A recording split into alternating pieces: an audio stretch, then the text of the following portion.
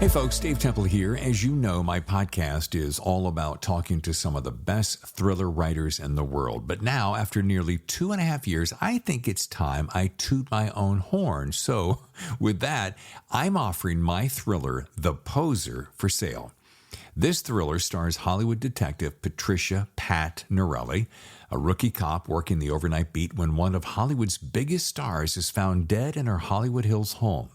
The only problem, the star just won an Oscar and is found dead only hours later. Now, Pat sees this as a way to forge her own path and muscles her way into the case. Soon, she and partner Detective Stuart Brown find themselves deep inside a complex case with more questions than answers and a ghost of a killer. Now, this isn't my first self-published book, but it's the first one I'm very confident you're going to like. I'm pretty proud of it. And for the rest of this month, you can get the ebook for only $5.95 or the paperback for $13.95. Now, since I do this weekly podcast as a free service, perhaps you'd consider this a way to help out your fellow thriller author. Okay, here's the link, davidtemplebooks.com/books. Okay, there you'll see The Poser. Just click and you're on your way. Again, the link is davidtemplebooks.com/books. Otherwise, just head over to Amazon. Okay, thanks for your support. And now on with the show.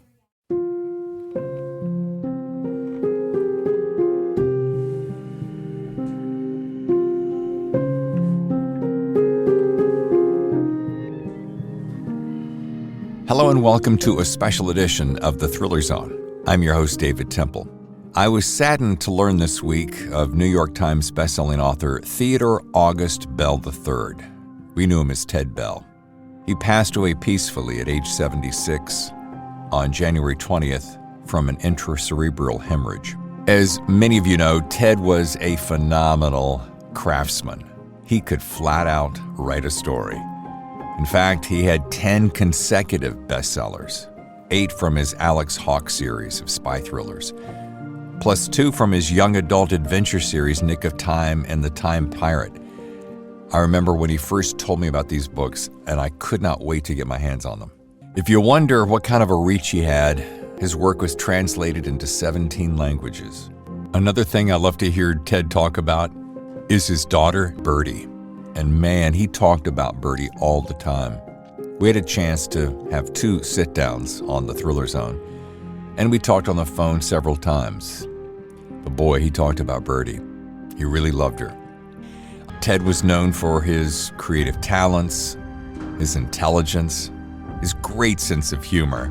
He was a true Southern gentleman if you ever met him, a natty dresser. He loved his cocktails, which we talk about in the upcoming episodes. And as you can imagine, he was loved by all of his friends and family. It was hard not to love this guy. So today's episode is dedicated to Ted. I thought it'd be cool just to go back and pull up 2 episodes from 2 years ago. My first sit down. It was one of my very first podcasts. And I was so excited, so nervous to talk to this New York Times bestselling author. And within minutes, he made me feel perfectly comfortable as only he could. And we had a great conversation. 6 months later, and because I was trying to grow the show and I was so excited to talk to him again, and he had another book coming out, we sat down a second time, both times wearing handsome sport coats as he always did. So folks, kick back and enjoy not 1, but 2 episodes. I'm going to play them back to back. Some of it will be duplicates, but it doesn't matter because I just want to honor the life of Ted. Here's to Alex Hawke and my good friend Ted Bell. By the way, you'll notice, Ted, that I have been stalking. Well, you won't notice that I've been stalking your Instagram, but because I knew you're such a debonair, suave guy, right. I upped my game. You've got it working. I mean, you look like you just stepped off a yacht. I've got to tell you something, Ted. My yacht is much bigger than yours. Oh, sure it is. Mine's 350 feet. I don't know what yours is. Mine is a dinghy. So I did. I don't have a boat. This is the first time in my life I've not had a boat. It's making me nuts. Why do you not have a boat? Well, I had a lot of different boats when I lived in Chicago. I had a beautiful Hinckley Southwester 35, a 1954 Block Island Champion that I bought in Manchester by the Sea and trucked out to Chicago Yacht Club. and I sailed that for 10 years out there. And then when I moved to Palm Beach, I had a dock right on the water that went right out to the intercoastal. Oh, And so sailing didn't make a whole lot of sense on the intercoastal, but having a powerboat did. And so I got one of those Carolina boats that had the big flared hulls sure. and the big, and then very sleek. And I had three 250 horsepower outboards on the transom. It was just like insane. So my stepson and I would just fire down to Ocean Reef Club or to Miami and Key West, and it was great. It was great, yeah. And you're in Connecticut now, right? Greenwich, right? Got it. And no boats though? No boats. I'm thinking about joining this club called Belhaven Club, and if I do that, I might get a power boat that I can go over to Long Island with from the Belhaven Club or stuff like that. I don't know. Who knows? Wow. But now in my life is sort of changing because my beloved girlfriend, Victoria, bought a beautiful house in Charleston. And I'm going there on Saturday, and I probably will stay, hopefully like a month or something. Charleston, South Carolina. Yeah, Charleston, South Carolina. Yeah, that's down my neck of the woods. Where are you? Are you from South Carolina? No, I'm from North Carolina. I'm from Charlotte area. Oh, Charlotte's a great town. Yeah, way back when. Yeah. Love North Carolina. It is beautiful. In Charleston, I mean, between the history and the old buildings and the water, it's the gardens, yes. And architecture. I mean, our street, which is Lawrence Street, you just driving down the street or walking the dog, you're looking at the most beautiful gardens you can imagine, and incredible architecture. And everybody's very house proud. So they keep the houses like perfect. Oh, yeah. Ours was built in 1769. So still a British colony then. So it's a very British architecture, but she found a beautiful house in a great historic neighborhood. I always thought it was interesting, though. What do they call them? The porches run. They call them loggias. Loggias, yeah. They go front back instead of the front. The loggias run on every floor from the street side all the way to the back of the garden. Yeah. And so it's all this walking and sitting room and stuff like that. But they're very pretty.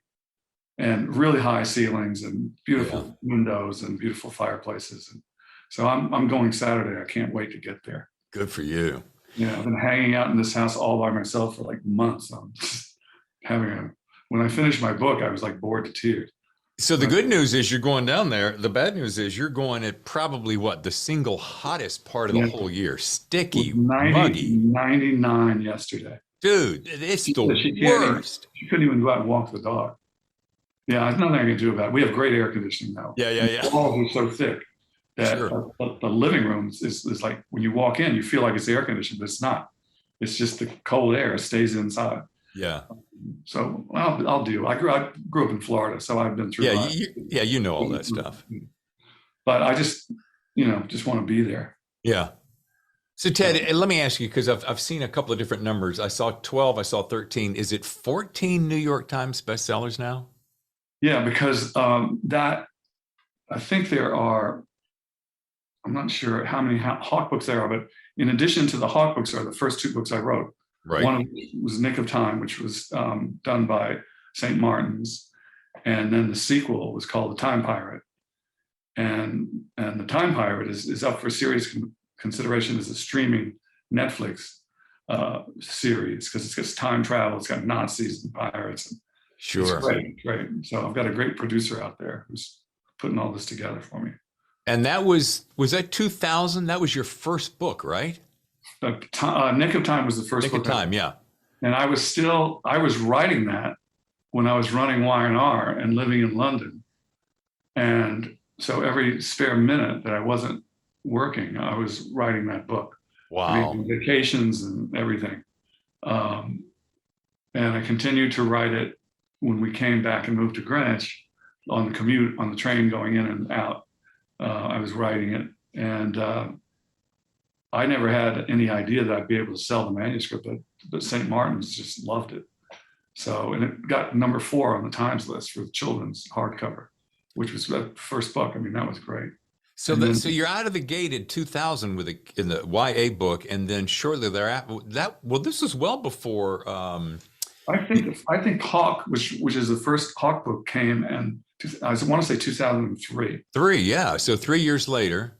Yeah, and then came Hawke. How did you jump from YA? You must have, something tells me you were hardwired for that James Bond-esque thriller Always, type before you wrote. Yeah, always, yeah, always. And I was much more of a fan of Ian than of Bond. I yes. thought Bond was sort of boring. I mean, the movies made him funny, but the books were just very dry. Because Ian said that he wanted him to be the gray man that doesn't stand out in a crowd, and he wrote it that way. And yet, he's obviously a fabulous writer, but yeah, I thought I could make him a more interesting character than Bond, and sort of take Bond as a lead jumping off point, and then have this guy be the sixth richest man in England, Bachelor of the Year in Tatler magazine in London every year, Yeah. whatever. And so I had fun thinking up Hawke, First of all, how's it feel to have James the Legend Patterson call you your Alex Hawke, basically the new James Bond, which It was good. oh, It's like, thank you, Jim. He was. It was funny because he and I were not very friendly when we both lived in New York, because he was running the creative department at J. Walter Thompson. yeah. And I was running Y&R Worldwide creative department. And so he was always trying to steal my guys, and I was trying to steal his guys. It was a competitive thing. And I remember I was standing on Madison 72nd outside of Ralph Lauren and just waiting for the light to change. And this bus goes by, and I see this huge ad all the way down the side of the bus saying, "Kiss the Girls, the new book by James Patterson." I went, that son of a bitch. And now he's written a novel. He's like, so then I moved to Palm Beach. And Which he lives there as well, right? Yeah, he does. And he was like 3 houses away from me. Wow. And so we became pals, but he's a feisty. So have you ever met him or talked to him? No, but I took his masterclass on masterclass.com and got a real good sense of what he was about after 15 or 20 episodes of that. Yeah, yeah. But he's a feisty guy, you say? Yeah, he is. He's like sort of prickly. Yeah. Like he would call me and say, "So what are you doing?" I said, "I'm working on the book." He said, "Well, come over here. I got to talk to you."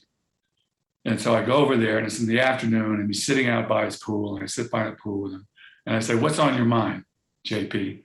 And he said, "Why do you go down all these roads in your work?" I said, "What do you mean?" He said, "You just go down these roads. You go down this road and take another road, and you take a detour, you go back to an old road, and then back. What is that all about?" I said, "I like to not know where I'm going. I want it to be like, oh gosh, I didn't think this was going to happen." And he said, "Well, I don't know. It's not my way." I said, "No." He said, "You don't outline, obviously." I said, "I've never outlined, and I never will." He outlines everything. He outlines every single beat. And he does it by hand on pencil on a legal pad, and he does it until he is happy with it. So you never outline? But that never have. But then he turns it over to his army of writers. Right. He gives them like 60 pages of plot, and then they turn it into 250 pages or whatever. Is that how that works? Yeah. Yeah. So if you go in his office, they're like just stacks of manuscripts all around the room. He's just got like 30 books going. The guy's crazy, but anyway, he was very helpful to me, I have to say. Well, I was going to say, how interesting is it, the parallel advertising exec, right. Florida, book. And Right. now, granted, nothing taken away from you, but the word prolific doesn't even quite begin to do it because of the volume that he's written. Right. But I'm not sneezing at you. You got your first one in 03, 4, 5, 6, 8, 10, 12, 2 and 12, 13, 14, 15, 16, 18, 20. I mean, you're not sitting around goofing off on some leisurely boat ride of yours. You're cranking. Because I'm never happier than when I'm just living in that world with all those characters. They're like my friends. I mean, you know, and like I sit down and they all start talking, and again I go, I love that. I love that he said that, because I don't know what they're going to say. I totally get that. It's like I'm taking dictation. They're Sure. just talking. I'm not thinking, well, he says, Hawke says, we've got to find this woman. And then Congreve says, well, she's dead or whatever. That doesn't even occur to me to think what they're going to say to each other. They just say it. And it just comes out of the blue. It's like I'm overhearing the conversation and writing it down. That's a gift, Ted. You know that. I guess, because, people sort of they like the books. Well, I was going to say, I'm loving Czar, and I'm looking That's my favorite, by the way. Yeah, well, I guess that because you sent it to me. 700 pages that's no slouch. And I'll tell you what, the one I've got so many things to say about, but basically the thing I love the most is the volume of detail. You don't get in the car, speed away, go shoot someone, go. I mean, you paint the environment, you layer the characters. It's a beautiful tapestry of words. Well, one of the things I got from Jim he didn't give me a lot, but he did occasionally say something. I would go, okay, that's good. That's a good thing to know. And he said,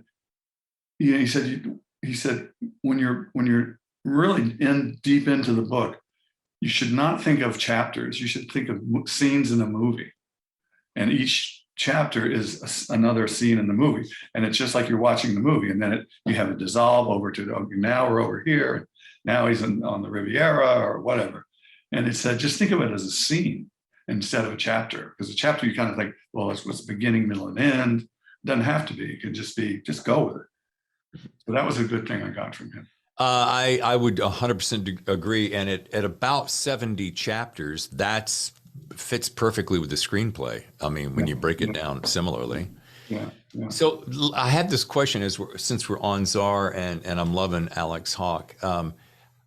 Your lead character, how is Czar the first one you've read?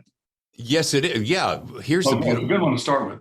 Well, here's the beautiful thing, and I mean this in all the best ways, is I had never heard of you. I'm trying to recall how I found out about you, but I knew the minute I picked this up, I'm like, I've got a new favorite author that I'm going to spend a lot of time with. And I'm not just saying that to blow smoke up your skirt. I'm just saying, this is because I was such an Ian Fleming, James Bond kind of character fan. And you do take it a step further, and I'm loving it. But here's my question. I noticed when I was doing some research on Twitter, your Twitter alias is Alex Hawke, not you. And I wanted to say, how similar, classic question, how similar are you and Alex? Pretty similar. Yeah. I mean, I'm not a British lord. He is. I'd like to be a British lord. Yeah. If I could fall asleep and wake up a British lord, I'd be happy. But I think one of the things I thought was a failing of Ian's, and I'm a huge fan. I've read every biography of Ian. I've been to his house in Mayfair, where he lived with Anne. I've been to the house in Jamaica, Goldeneye. And I'm a huge fan of his, so I'm not knocking it. But I just thought Bond was sort of boring. He never showed any emotion. He was never funny. He was just a guy.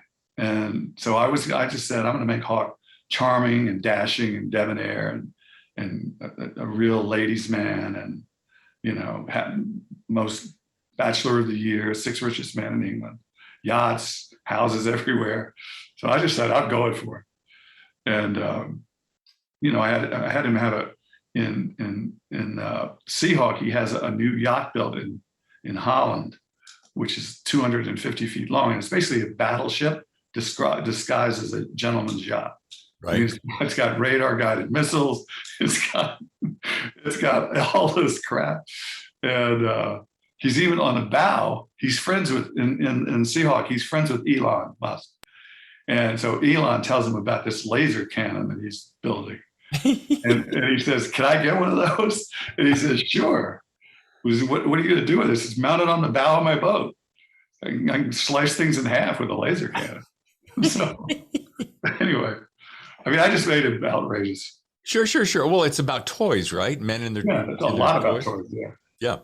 I mean, his car is exactly what the car that Ian drove for most of his life, which was a 1953 Bentley Continental R with a souped-up engine, Nice. steel battleship gray, and that's Hawke's daily driver is exactly that car. But then he's got a Ferrari and he's got all this other stuff. Is that black Bentley I saw on Instagram yours? Uh-huh. Oh, that's a beauty. I call it the Batmobile. It's like, Yeah. Yeah, it's wicked and sexy at the same time. it's good, and it's V12. Oh, So when the torque, when I'm trying to get out on the Merritt, yeah. Going to New York or going north, it just explodes. I mean, for a big, heavy car that's just total luxury, it rockets. Yeah. And it's great. The feeling of the torque is just like, it's fantastic. I had two Ferraris in my life, and I had a 550 Maranello, which was a V12, sort of a gentleman's touring car. Mm-hmm. And then I had the 612 Scaglietti, which was I think the only Ferrari that had a small back seat, which I never liked that one very much, but I did like the 550. But this Bentley, I would never give it up. It's just heaven. So you are basically sharing Alex Hawke's life. You are living the Alex Hawke life. I'm wondering, do your friends accuse you of blending the two lives seamlessly? No. No? No. I mean, nobody has done that. Yeah. Maybe you want to blend me. I don't know. I created him out of, one of the great things about being chairman of Young and Rubicam is I was all over the world all the time. Oh, yeah. And I made sure I went to like Hotel de Cap. I made sure I went to Claridge's and Dorchester and wherever. And I just was having a ball. And I was not real popular because I never cared about politics in business. Right. All I cared about was I wanted to do, or for our company, Young and Rubicam, we were the largest agency in the world at that point. And I wanted us to just do the best ads that were being done in the world. That's all I wanted. I didn't care about, what my title was or anything.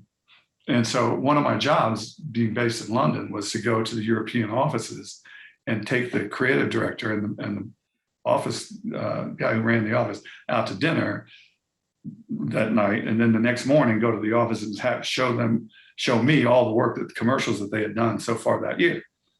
And so some of the creative directors I thought were brilliant, like the guy in London, Mike, what was Mike's last name? I can't remember, but he was fabulous. And but like the guy in Milan was a sort of a pretty boy with a ponytail, and he was on all the magazine covers, and he was a terrible creative director. Oh, wow. So I mean, I'd go down there and I'd like, oh, okay, what do we got here? And he said, Ted, you have to see, we've done the best Marlboro commercial for Christmas ever done. I said, I'll show it to you tomorrow morning. And I said, great, can't wait to see it. So I go over there to their screening room, and he puts this commercial on, and it's a guy with a buckboard with two horses dragging a huge Christmas tree behind the buckboard through the snow, like in Montana or something. Right. The only Marlboro about it at that point is the the Marlboro Man music. But there's like, what? And it goes on forever. I think it's like 90 seconds. And I keep thinking, where is this guy going? Right. Why is he dragging a Christmas tree? And what's this got to do with Marlboro? And so finally he goes over a hill and he sees a little cabin with lights in the window and smoke coming up. And you cut inside, and there's this little family gathered around their Christmas tree with the fire going. And there's a knock at the door. And they go to the door and open the front door. And there's a guy standing there with a big fur hood on. And he pulls his hood back and says, "Merry Christmas." And it's Paul Newman. And so I said to Giovanni, he said, "What do you think?" I said, "I just have a question for you. Maybe I'm crazy. What's Paul Newman doing delivering Christmas trees in Montana? He's a famous actor that lives in LA, but now he's delivering Christmas trees, with a buckboard. What's the deal there?" He said, "It's Paul Newman." I said, "I know it's Paul Newman, but I don't understand why he's in the commercial, because he doesn't do any Paul Newman stuff. He just says Merry Christmas, and And how much did we pay him? $1 million. $1 million. Because Marlboro had infinite supply. Right. Yeah. Well, he said to me that night at dinner, he had a few drinks and he said, Ted, he said, do you know what we all call you behind your back? I said, no. How would I know? It's behind my back. He said, we call you the corporate seagull. I said, the corporate seagull? That's interesting. Why do you call me that? He said, because you fly in, you shit all over everything, and then you fly away. I said, that's pretty accurate job description. That's about what I do. You're right. Wow. Anyway. Oh, nice to have friends in high places. Yeah, right. So have we started or are we just still? Oh, yeah. Okay, great.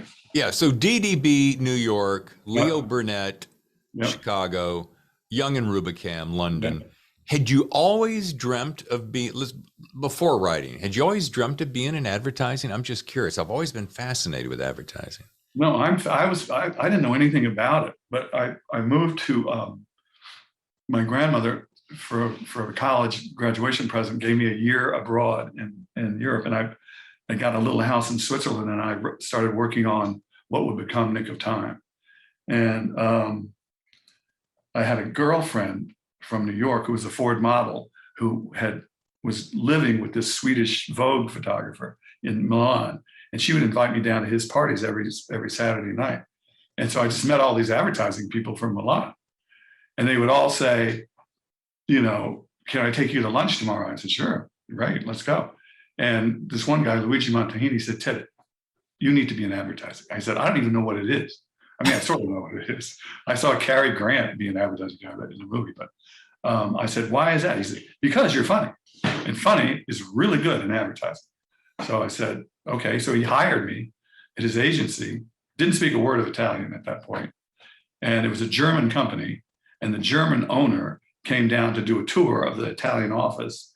And he stopped by my office, such as it was, and said, who are you? And I told him, he said, what do you do here? I said, I'm a copywriter. He said, oh, but do you speak Italian? I said, no. But Luigi's going to get me Italian lessons.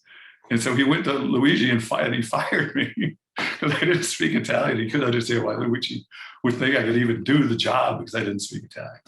But that was okay. I got the bug just by working there for a month or so. I just love the energy. Yeah.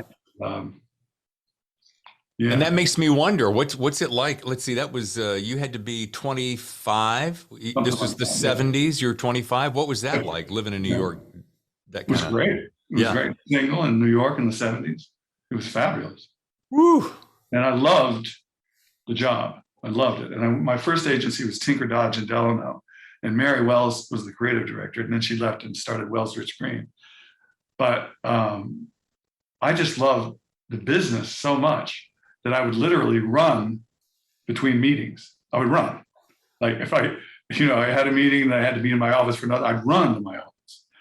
And so I found out that Mary, who I later got to know pretty well, she said that they called me who do you want to have work on this pitch for Rose's lime juice or whatever the hell it was. Right. Get that boy, the boy that runs, get him. The boy that runs. And I told Victoria, my girlfriend just started a new job in Charleston. And I told her the story of the boy who runs. I said, do you want to be like the boy that runs? Because everybody wants the guy who runs. Yeah. We're so excited. They can't wait to get to the next challenge or whatever.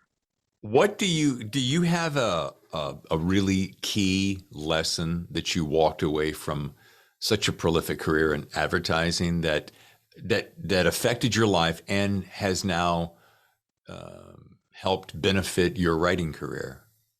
Yeah, I do, because what I hated most advertising, and now I really hate it because there's no good advertising anymore. It's just garbage. Yeah. I mean, the only company that's doing anything funny is the insurance Geico. Yeah. They're funny. That's it. But everything used to be funny, or at least great storytelling. The ads we did for Polaroid and McDonald's and all these wonderful clients we had were like movies. They were stories. And so that's the only kind of commercial I was interested in, was the story. And I didn't do like hold the product up, whatever, just did stories. And the power of storytelling really hit home with me. If you could do it in 60 seconds or 30 seconds or whatever, Yeah. and tell a good story with the beginning, middle, and end, storytelling was something I was really interested in. Remember back in the day when the Super Bowl ads were the best thing ever? Everybody put all their chips on Red 26 on that day, and Absolutely. you would almost watch the Super Bowl commercial. Yeah.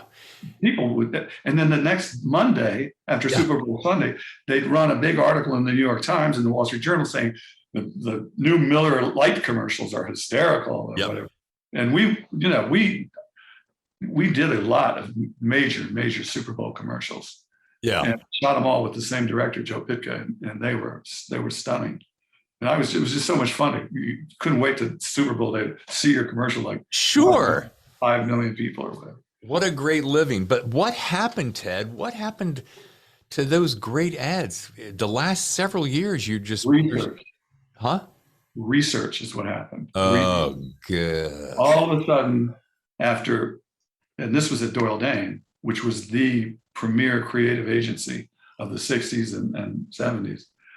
All of a sudden, we had a research department, and I was like one of the heads of the creative department. And they say, and I would take an ad to the account guys who were going to go to the client the next day, and they would say, "Well, has research seen this idea?" And I'd say, "No."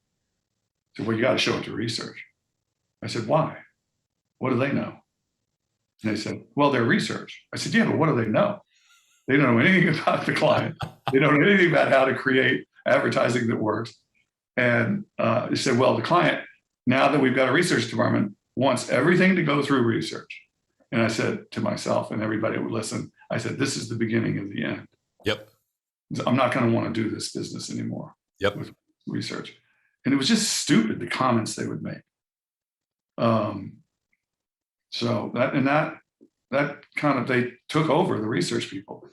And the clients liked it because they would feel like they couldn't make a mistake with their boss because the research people had told them at the ad agency that this was what they should do. It wasn't their idea, it was the research people.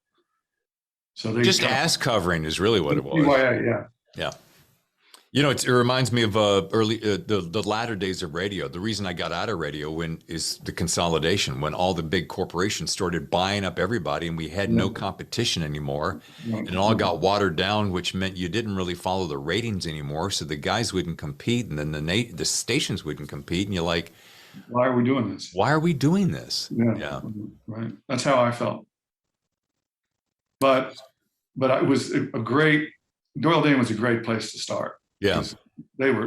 I learned a lot in those 5 or 6 years that I worked there. That stood me in good stead when I went to Burnett, which everybody thought was a lost cause because they were just doing these critters. They had the Keebler Elves and they had Charlie the Tuna, the Maytag Repair. And just opposite of the kind of advertising that I had any inclination of doing. Right. So I just brought the Doyle Dane work ethic and creative strategy to Leo Burnett, and we turned the company around inside of a year. Wow. I fired all the old guys who'd just been resting on their laurels, making a lot of money, and hired all young kids right out of art school or from University of Texas advertising school. And I filled the place up with all these young Turks that didn't know the rules and just wanted to do the kind of stuff I wanted to do. I wanted to be funny, I wanted to be whatever. And we turned that agency around. I'm having a flashback of Mad Men. Yeah. Remember in the old, early in this series, it was one way, and then when they started bending rules and bringing in new blood and just going free for all, because a true creative, an artist, can't really be bound by rules. Don't put them in a box. Yeah. And then my feeling was, and they actually sent some people to my office when they were getting into production, but it was a lot based on Y&R. It was kind of a mix of Y&R and Doyle Dane. Mm-hmm. And the head creative guy was sort of they just nailed it with that guy, whatever, John Hamm. Oh, yeah. I mean, he was perfect. but it was fun to watch. And I mean, a lot crazier stuff happened than the stuff on the show. Oh, I don't doubt that at all. I promise you. I don't doubt that, especially with you. From what little I know about you, that wouldn't surprise me in the slightest. Right. It was great. It was great. So let's bring it up to a little bit newer or later in life, and say when was that point when somebody said to you, they picked up that manuscript and said, "Wow, you've got the goods. Let's do this thing. Let's write up a contract and get going." Yeah. Well, the first one that got published was Nick of Time, which was the first book I wrote, in which the character of Alex Hawke appears in that book as a 5-year-old boy with his little sister as a character that's been kidnapped by pirates. And so when I came time to write a grown-up book, I said, I'm calling him Alex Hawke because I like that name. There you go. But he started in Nick of Time. But I just, it's Nick of Time gave me permission to take chances because I figured I'm writing for young adults. Mm-hmm. And so they're going to be more forgiving than maybe the critical adult audience. Right. It gave me permission to just let it rip. And I loved every minute of writing that book. Every minute of it was just, and I didn't have to wait for anybody to tell me it was good. I knew, because I spent my whole life reading. I spent most of my life just reading. Sure. First grade. I was always never without a book in my hand, no matter where I went. Well, I was going to say one thing about reading your work, it's abundantly clear, is that you can tell that you're an avid reader. You can tell that you're well-versed in history and politics and research. But I mean, at the end, you can flat out write. I mean, let's just say that. But is it Stephen King says, if you're not a writer, if you're not a reader? Yeah, that's true. I agree with him. And there's a quote, I'm reading this book called The Plot, it's great. It's about a creative writing teacher who steals a plot from one of his students because it's so brilliant. And then he has to deal with the consequences. And the little forward of the first pages of the book says, good writers borrow from other writers. Great writers steal. And I think it's true. I mean, if I see a sentence or two that are just beautiful, I can fit them in. I just stick them in. Oh, and do you really? I'm happy about it because I mean, if I'm one of the first impressionist artists, and all of a sudden every artist in Paris wants to paint like me, they're going to steal my technique. Right. And so that's just kind of what artists do. They take from who went before. Right. But I mean, I would never have a whole page or even a paragraph, but a sentence here or there, or a description of a sunset or something like that, I'll just, lay it in. Back to James Patterson. Do you guys do you steal from one another or do you talk on any kind of regular basis? I'm curious. No, I still go to Palm Beach now and then. Yeah. And I'll go out to dinner and I'll see he and Sue. And his kid, Jack, I love. Yeah. And really a smart kid. And so I see him and we're friendly. Nice. We don't talk on the phone or anything. But yeah, we're still friendly. Let's go to another piece of your creative spirit that I'm completely enamored with because I've tested my hand at this. But you shot out of the gate. Was your first attempt at screenplay writing, was that about 25? And is it true that you sold that like out of the gate? Yeah, I sold. And what screenplay was that? Well, I wrote a screenplay of Nick of Time. Okay. When Paramount bought it. Oh, geez. So right out of the gate. And I mean, I've learned my lesson about Hollywood because I mean, now I've got a great producer out there. Now things are starting to happen for me because my head producer, Mary Alice Haney, she has 2 producer partners, 2 women. One of the girls is married to the CEO of Universal. Nice. And the other girl is married to the head of Netflix Films. And so she says, we are fast tracking you. With my 2 girls, we're going right to the top of Universal and right to the top of Netflix. Wow. So that's where Time Pirates is getting ready to go to to Netflix. I should send you the lookbook. I'd love to see that. It's beautiful. The art is. I did most of the creative work on it myself, and it's just for producers can. It's like seeing storyboards of what the Sure. film will look like, and it's a great way to sell. Especially a visionary tale that's got time travel and Oh yeah. U-boats and all that. I sense a series. Yeah, Yeah. yeah, yeah. You wouldn't mind at all. Well, I mean, everybody says when's the sequel to Time Pirate coming out? Yeah. And my obligation now is to Random House to give them Seahawk, and then what's the next book going to be? So Sure. you can't take a year off and write another YA book. And let's do that right now. So Dragonfire's out there now. Seahawk's coming December 7th. Right, which is a great update because it's the beginning of Christmas shopping. Yeah. So it's a good time for it. Yeah. Sure. Well, dude, I'm already. May I call you dude, sir, dude, master dude? Dude is good. Mr. Dude to you. Mr. Dude, may I? I love that word. And I love the way girls call each other dude now. Yeah, I do love that. Yeah. Like the millennial girls. Hey, Yeah. dude. My wife will do that. Every once in a while, I'll say something kind of silly. She'll go, dude, really? Dude, yeah, dude, what? It's a great word. What was I going to say, dude? Oh, yeah. Talk to me about Seahawk. Give me a little inside scoop on Seahawk. Okay. Well, yeah. So in Dragonhawk, there's all of the communist and socialist governments under the guidance of the Cubans, Communist Party of Cuba, have formed an unholy alliance. So it's China, Russia, Iran, North Korea. If it's a bad actor, they're in the Red Star Alliance, and that's what it's called.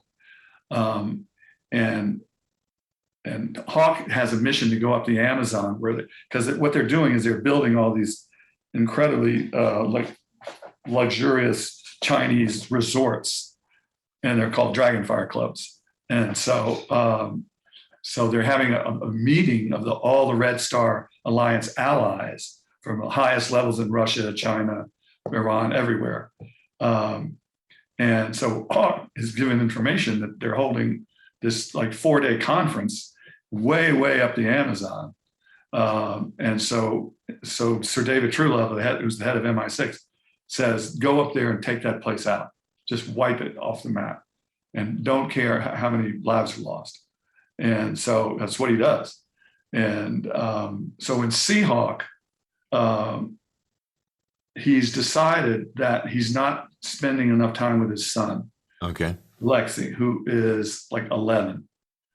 And so he says, the book starts at Black's Club, which is it's based on White's Club in London.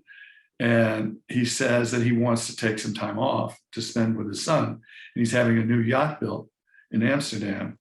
And he's going to do a circumnavigation with his kid and teach him how to sail and navigate by the stars and about women and automobile, everything. It's like a tutorial. Sure. That's the idea. It's a big sea voyage, epic sea voyage. So he goes to Havana and he gets involved with he discovers that there's no one in the world knew this, but there's actually a third Castro brother, which is just what we need now, is another Castro brother. And so this guy is building a revolutionary communist army in the Sierra Madre where Fidel was. And this Castro is going to have a coup against the right-wing, American-friendly government of Cuba, right, and take him out. So Hawke's job is to stop that plan. And then he goes to Miami and he has adventures there, and he goes to Bermuda, and it's just cool. It's all mostly at sea. With the laser cannon on the bow. With the laser cannon. On the bow, yeah. As developed by Elon Musk. Oh, that's my... Take a look at the help section in your Alexa. That's that Alexa thing. What is it? There's a little speaker over there. Anyway. Tell her to shut up, would you? Yeah, be quiet. Hey, can you tell me who said this? I ran across this quote. Alex Hawke, a James Bond-like character who kicks twice as much ass and has more money than 007 could ever dream of. I don't know who said that, but I feel like I've heard that. Yeah, I don't know where I Maybe it can't. was in a review or something. Yeah, I can't find it. It's on one of your books somewhere, and I'm like, man, can you get any better of a quote than that? It's a good one. Kicks Well, twice Ted as Bell is the new James, the new Ian Fleming, and Alex Hawke is the new James Bond. That's a pretty good one from Jim. That's a good quote. Yes. That was Yeah. really kind of him. Yeah. When James says this guy can write, he can really, really write. Yeah, he did say that. Yeah. How many times does someone use a word twice in a sentence? You That, gotta that love was that. really good, actually. That was a great quote, great blurb. I'm trying to imagine as you're growing up and you're an avid reader, I want to know two things because this is so much like Alex. Who was one of your most influential authors? Who did you grow up as either kid or younger years, even today, that you go, this author has some kind of magic that I've never seen I can before? tell you, I can say it right off the top of my head because there's only one guy for me, Who is it? and it's Scott Fitzgerald. He's the guy I most wanted to be like. Got it. I think he writes like an angel. Yeah. The most beautiful sentences, and he's just a fantastic writer. And I sort of tried to like Hemingway, but then I read The Old Man and the Sea, and I said, this is the most boring book I've ever. Nothing happens. This guy goes out by himself on a boat and he's looking for a fish, but nothing ever happens. It's horrible. I'm so glad you said that. I picked up that book last summer and I was like really waiting for something and I read it. I'm like, and I We turned to thought my it was going wife. to be great. I mean, the title is like, oh, this is going to be really good. Yeah. Is No, this it? this book's really bad. Nothing happened. But anyway, back Oh, to it was bad. Scott. What was a book do you remember a book that I bet you it's in your library? Oh, yeah. Well, Tender is the Night Okay. and The Great Gatsby, which I think is, I mean, I have two books that I think are the best American novels. One is Huck Finn, Oh, is I think the greatest American novel. And Hemingway himself said that all great American literature flows from Huckleberry Finn. That's what Hemingway said about Mark Twain. wow. And then Scott. And I love all his books, The Beautiful and the Damned, Tender is the Night. Yeah, I love them. So when I'm like, feel like I'm not writing very well, I just pick up a Fitzgerald book and read a few pages and I'm back in. Well, I got a little inside secret for you, Ted. You're doing just fine. Thank you. Yeah. Thank you. You don't have to worry about that. Yeah. We're all back here eating your dust, wishing we could be kind of in your sphere up front. So Oh, that's there you very go. kind. Yeah, it's true. Now, along that same line, you had to have had a hero, a childhood hero, a young man hero, a current hero. Who's somebody that you thought, man, I think my first hero was my dad. He was a awesome. B-25 pilot in the Army Air Corps up in the Aleutian Islands, distinguished flying cross for his attacks on Japanese naval convoys. He was a hot shit Wow. and then incredibly good looking. He's on the cover of Life magazine with the Cotton Queen. They used to have this thing called the Cotton Queen down south. And he was just he was funny, he was a great chess player, the Civil War historian. Wow. But I mean, just the fact that he, when I was sitting at the KA house, the Kappa Alpha house in Virginia, drinking beer, waiting for my girlfriend to arrive from Sarah Lawrence or whatever, he's flying a plane with 8 guys' lives in his hands, getting shot at all day.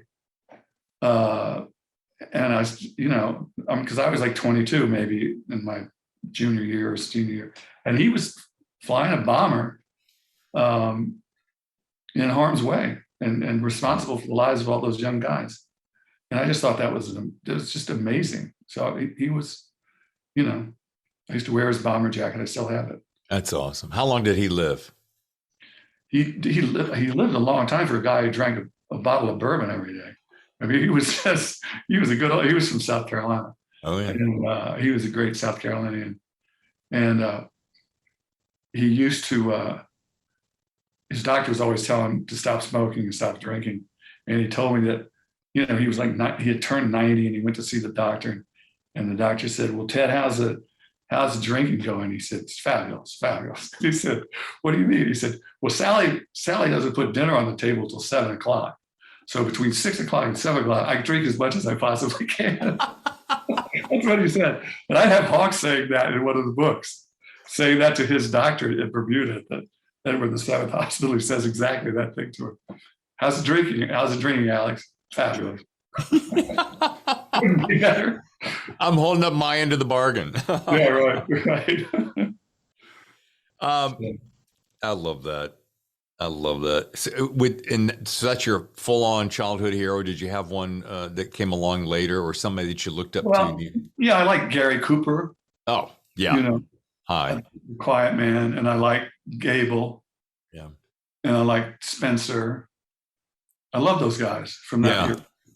And I had a house in Aspen for some years. I became really good friends with the actor Robert Wagner, RJ. Became a good friend of mine. We played golf all the time. And he grew up as a caddy at the Bel Air Country Club. So he was out playing golf with Clark Gable and Spencer Tracy and Gary Cooper and Cary Grant. And they were all letting him drive their cars or Duesenbergs or whatever. And he just had amazing stories to tell about those guys. How cool it was great. It was great. Yeah. What a charmed life. Yeah. He's a wonderful guy, actually. Let's transfer over to writing a little bit. When does that moment, that light bulb go on when you go, oh, I have a solid idea. This is it. Now, with a lot of Alex Hawkes, I got to believe that you have that happen repeatedly, but yeah. When does that happen for you? When do you, and the next part of that, when do you know that arc? Now, I know that you're a pantser, so we've made that pretty clear already. But when do you know, okay, this is going to be the completion of this story? Right.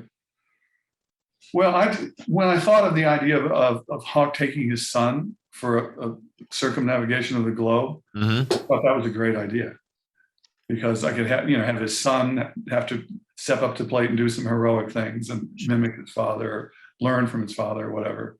I just like that idea. Yeah. Plus, I love the fact that you get, as the reader, a father can read the story and his son can read the story. That's right. Exactly right. Exactly right. Yeah. Yeah. It's true. But I mean, like right now, I'm trying to think of what to do after Seahawk, and it's like, I'm having ideas, and I'm having titles come into my head, and but I haven't got it yet. That was my next question. I mean, I know that as writers, we're daydreaming about this one, we're writing this one, we'll release it, and before it even releases, we've got to be working on the next one. So I'm like, exactly. Yeah. So I'm waiting for that lightning to strike. I mean, I just don't have it yet. Yeah. But luckily, it's still a long time till Seahawk comes out. Sure. And they want me to do one a year, so I've got a year from December 7th. Yeah. There's another one out there. You got time. I'll be all right. Yeah, between your gallivanting down to Charleston, South Carolina. Charleston. You got to roll that thing a little bit now. Yeah, I love it because I grew up with a South Carolinian. He had that sweet, honey, Southern Charleston accent. Yeah. Oh my God. Let's take a quick break, and when we come back, Tad and I will dissect book covers and find out some of his writing secrets that make him such a huge success. Stay with us. Alex Hawke, British lord and gentleman spy, is looking for the Queen's missing grandson, whose disappearance may be the culmination of a plot almost a century old. Pick up Dragonfire, the latest breathtaking adventure from New York Times bestselling novelist Ted Bell. Available now wherever books are sold. And we're back. See the cover of Seahawk? Yes, I did. Where is it? Do you like it? I love it. I was going to ask you, I have a note here to ask you, who does your covers? Well, now it's Penguin Random House, and I think it covers fantastic. I love this cover. I think it's the best Hawke cover yet. It is. I don't know what it is. It's very it's modern. The gun and it looks like this is going to be good. Yeah. I would buy it just for the cover, and I don't say that very often, and I'm not saying it because you're just sitting here.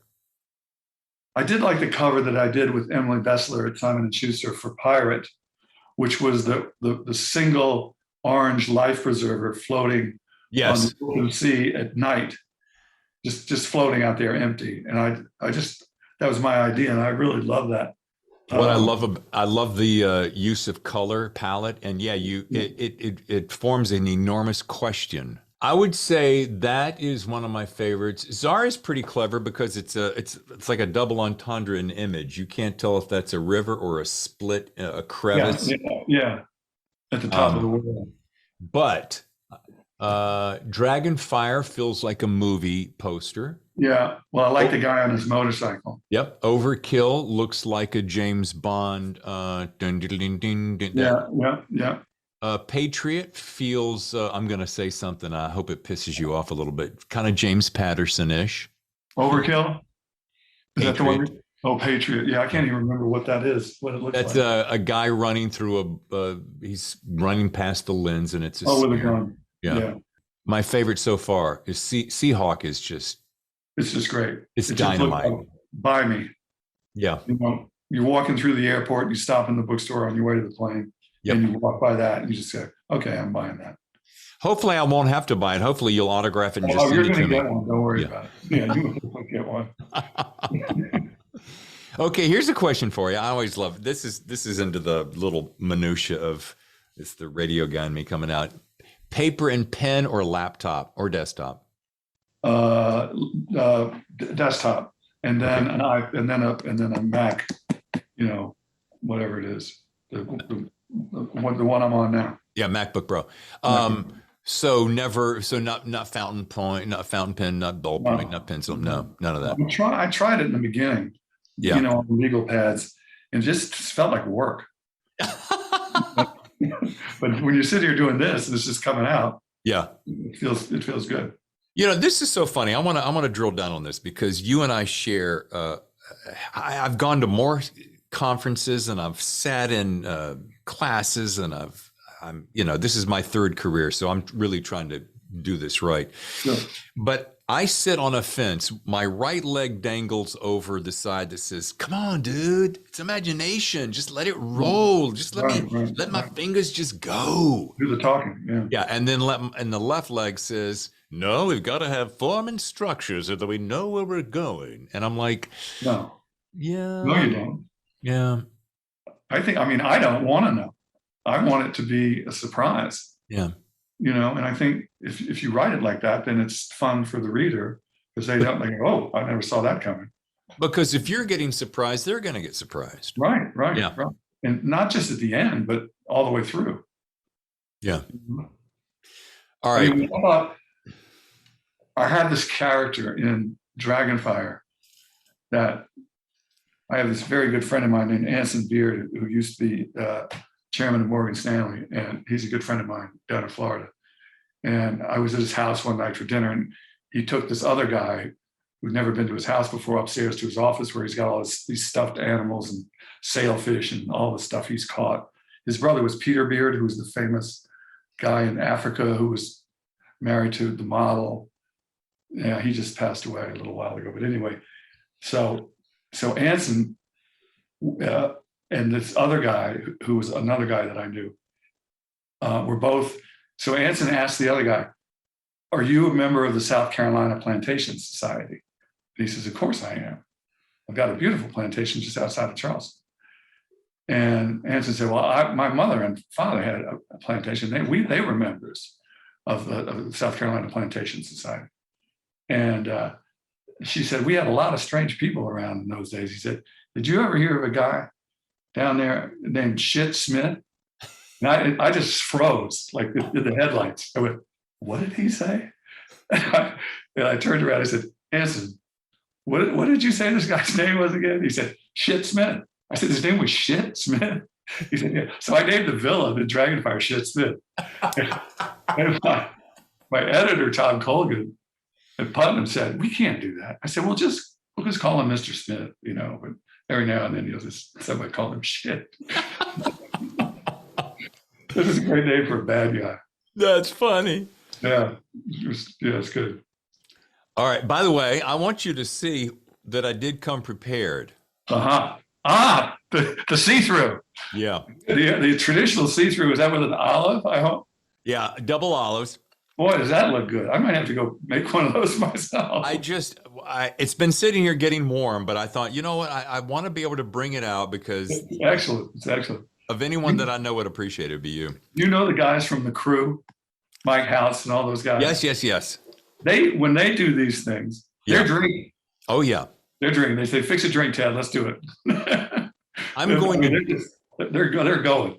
I'm going to start having a session. My wife and I had a podcast a summer or two ago, and it would call Cocktails and Conversations, and we would have a cocktail before we're getting ready for the show. Sure. Well, the good news is we had a lot of fun doing it. The bad news is by the end of it, we were so soused. It was a little embarrassing. But yeah, I need to bring that back because let's think about it. You relax a little bit with a cocktail while you're doing a show. Makes everything fun. Yeah, drinking is fun. Yeah, it's good. It's good. And speaking of which, while we're wrapping things up, because I know you got a busy schedule and I don't want to eat up all your time, but no, I'm enjoying it. Thank you. I am too. This is really delightful.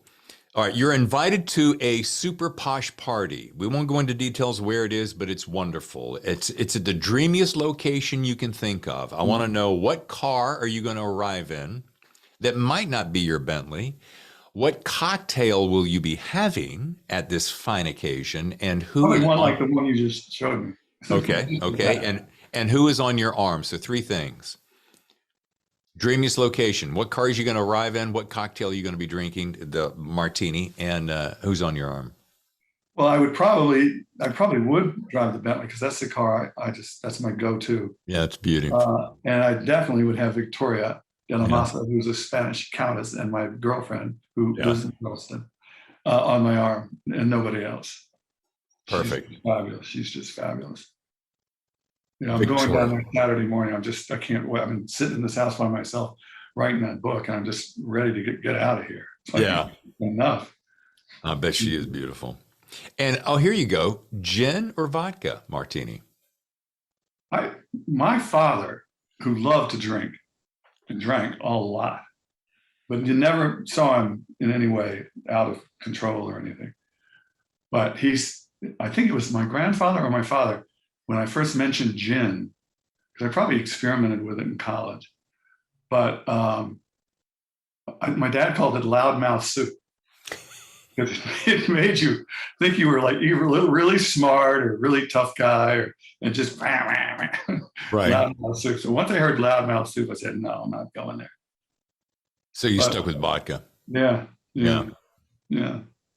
It's funny. In my early days, when I was in Chicago, which is another reason I knew about your advertising days. I was doing a radio show there, and we were doing Tanqueray martinis. Now, what I have learned through the years that Tanqueray is not, no offense to Tanqueray, but it's not the gin to drink, because then I discovered Hendrix, and I thought that's better.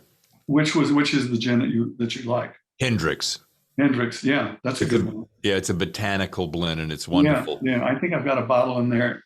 Yeah, over there on the bar. But I will say this, and this is another thing we share. I do believe that a vodka martini is, in my opinion, the true cocktail, because, and my wife and I've had this conversation. So with vermouth or no vermouth? I like mine bone dry. I like an olive. It's going to be an olive, and I had a friend introduce me to one day, a bartender in Chicago at a little bar called, I think it was Gold Star Sardine Bar. Do you remember that? Yeah, I do sort of.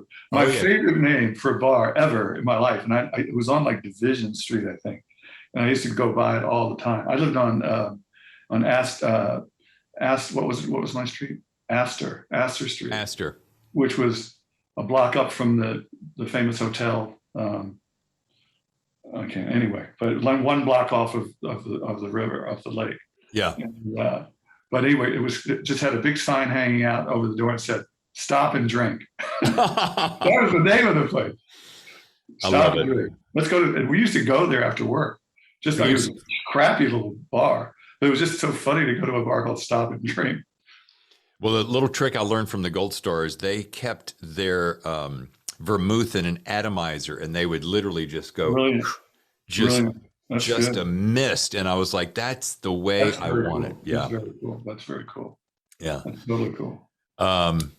Okay. Oh, here you go. As we come to a closer conclusion, when you're writing, are you a fan? Do you like to listen to music or do you like it quiet? I keep thinking that I'm going to have music, and then I end up not, because I think I might find it distracting or something. Yeah. And if I had it, I don't know what I want, Wagner, or what I want, Beethoven. I don't know, something. But I bought one of those Bose speakers. Uh-huh. So I thought I could have it in here if I wanted to and try it out. I just haven't tried it yet. Sure. It might help, or it might be distracting. Okay, this will be a variation on that theme. You're taking a long trip, long flight, could be a Right. train. With you, it could be anywhere in the world. You Yeah. have one book to read and you've got one CD to listen to. What would be that book and what would be that CD? Well, I should show you the book because I'm recommending it to everybody I know. Can I just duck in there? Please do. Please do. It's brilliantly written. Yeah. All right, let's take a short break as Ted hunts for his recommended reading. And I wonder if you'd do me a small favor. If you're listening on your favorite podcast channel, would you take a quick moment to like? And if you're watching on my YouTube channel, would you consider liking and subscribing? As you can imagine, it takes a lot of work to create these shows. And if you like and share via your favorite social channels, you'd help offset the big tech algorithms as well as show me that you like the work. I'd be mighty grateful. Okay, now back to the show. Okay, and action. Work with me, people, please. Quiet on the set. Hello, this is Ted Bell, the author of the Alex Hawke spy novel series, and you are enjoying, as am I, the Thriller Zone with our host, David Temple, who just happens to be a fabulous guy. So have fun. So it's called The Anatomist. And here's the cover. I don't know if you can see it. And his name is Federico Anduhasi. And the book is called The Anatomist. Can you see it? Yes, Federico Anduhasi, I think. I love the cover. Isn't the cover great? Oh, wow. Yeah. So it's kind of, it's just, the guy's an incredible writer. And it's not like the kind of stuff I normally read, but it's really good. How would you describe it in like a sentence? If you say it's something you don't ordinarily read. Well, it's kind of erotic. Okay. The first 5 pages. I don't know if the whole book is, but I mean, he's an incredibly elegant writer. And I think Victoria would love it because she's very European. Yes. And erotic, I'm sure. So she's bingo. That's why she's on the arm, pal. Bingo. Yeah. I'm just, what have I been reading? I was one of the original Stephen King fans, and everybody made fun of me because I said, why do you read that horror trash? And, and I would say, look, the guy is like, because I just read The Stand, and then The Shining. And I said, you guys have no idea what you're talking about. This guy is going to be the American Dickens. Yep. The guy is fabulous. Yeah. And so I'm reading Rose Madder, which I've never read, Stephen. And then I love this guy because he's one of my Florida writers, Tim Dorsey, Tropic of Stupid. It's hysterical. It's hysterical. So I'll I'll read this on the plane to Charleston. That's awesome. I'm trying to think of what is Stephen King's new one called? Billy Summers. Billy Summers. I was reading, was scanning Twitter today. Linwood Barkley said, a day and a half, fastest I've ever read a 500-page book. Have a crick in my neck to prove it. Well done, Stephen King. Good for him. That's great. Yeah, he's good. He is good. Yeah, saying he's good's like saying, yeah, right. I like breathing, He's really, really right. Water is wet. Yeah, that guy can put a word together in a sentence or two. Yeah, right. Last question. Yeah. If you could give your younger self one piece of sage advice, if you could go back and say, "Here, come here, young Ted," could be 7 years old, could be 15, could be 21. Right. What would that be? Um, be honest and never do anything that you don't love. Like, that's why I wanted to become a writer, because I loved reading. And it's kind of the reason I said, if I got to make some money, which I did after college, I said, why not go into advertising and be a copywriter? Because at least I'll be writing. Right. What I didn't realize is it'd be spending other people's money to go to the south of France and shoot a commercial at the Hotel de Cap, and just be living it up, Yeah. It was a pretty good life. Yeah, you have had quite a life.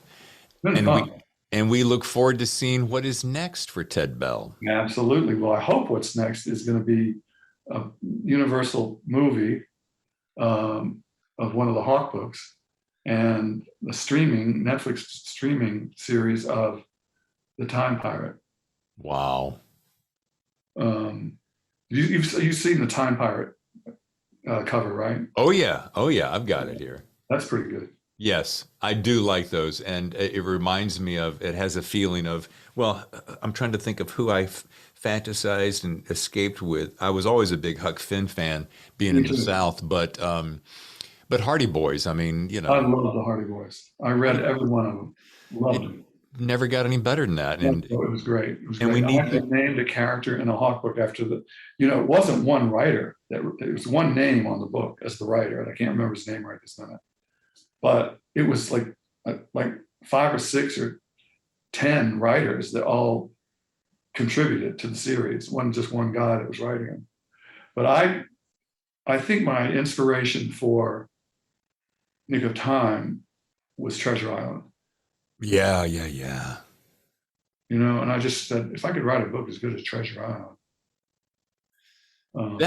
I'm not saying it is, but it was a way to, like a North Star. And it's kind of cliche, but the one word that bubbles up to my mind when we talk about this is the element of escape. You could you just run away to another land, Right. and you get lost in that world. Absolutely.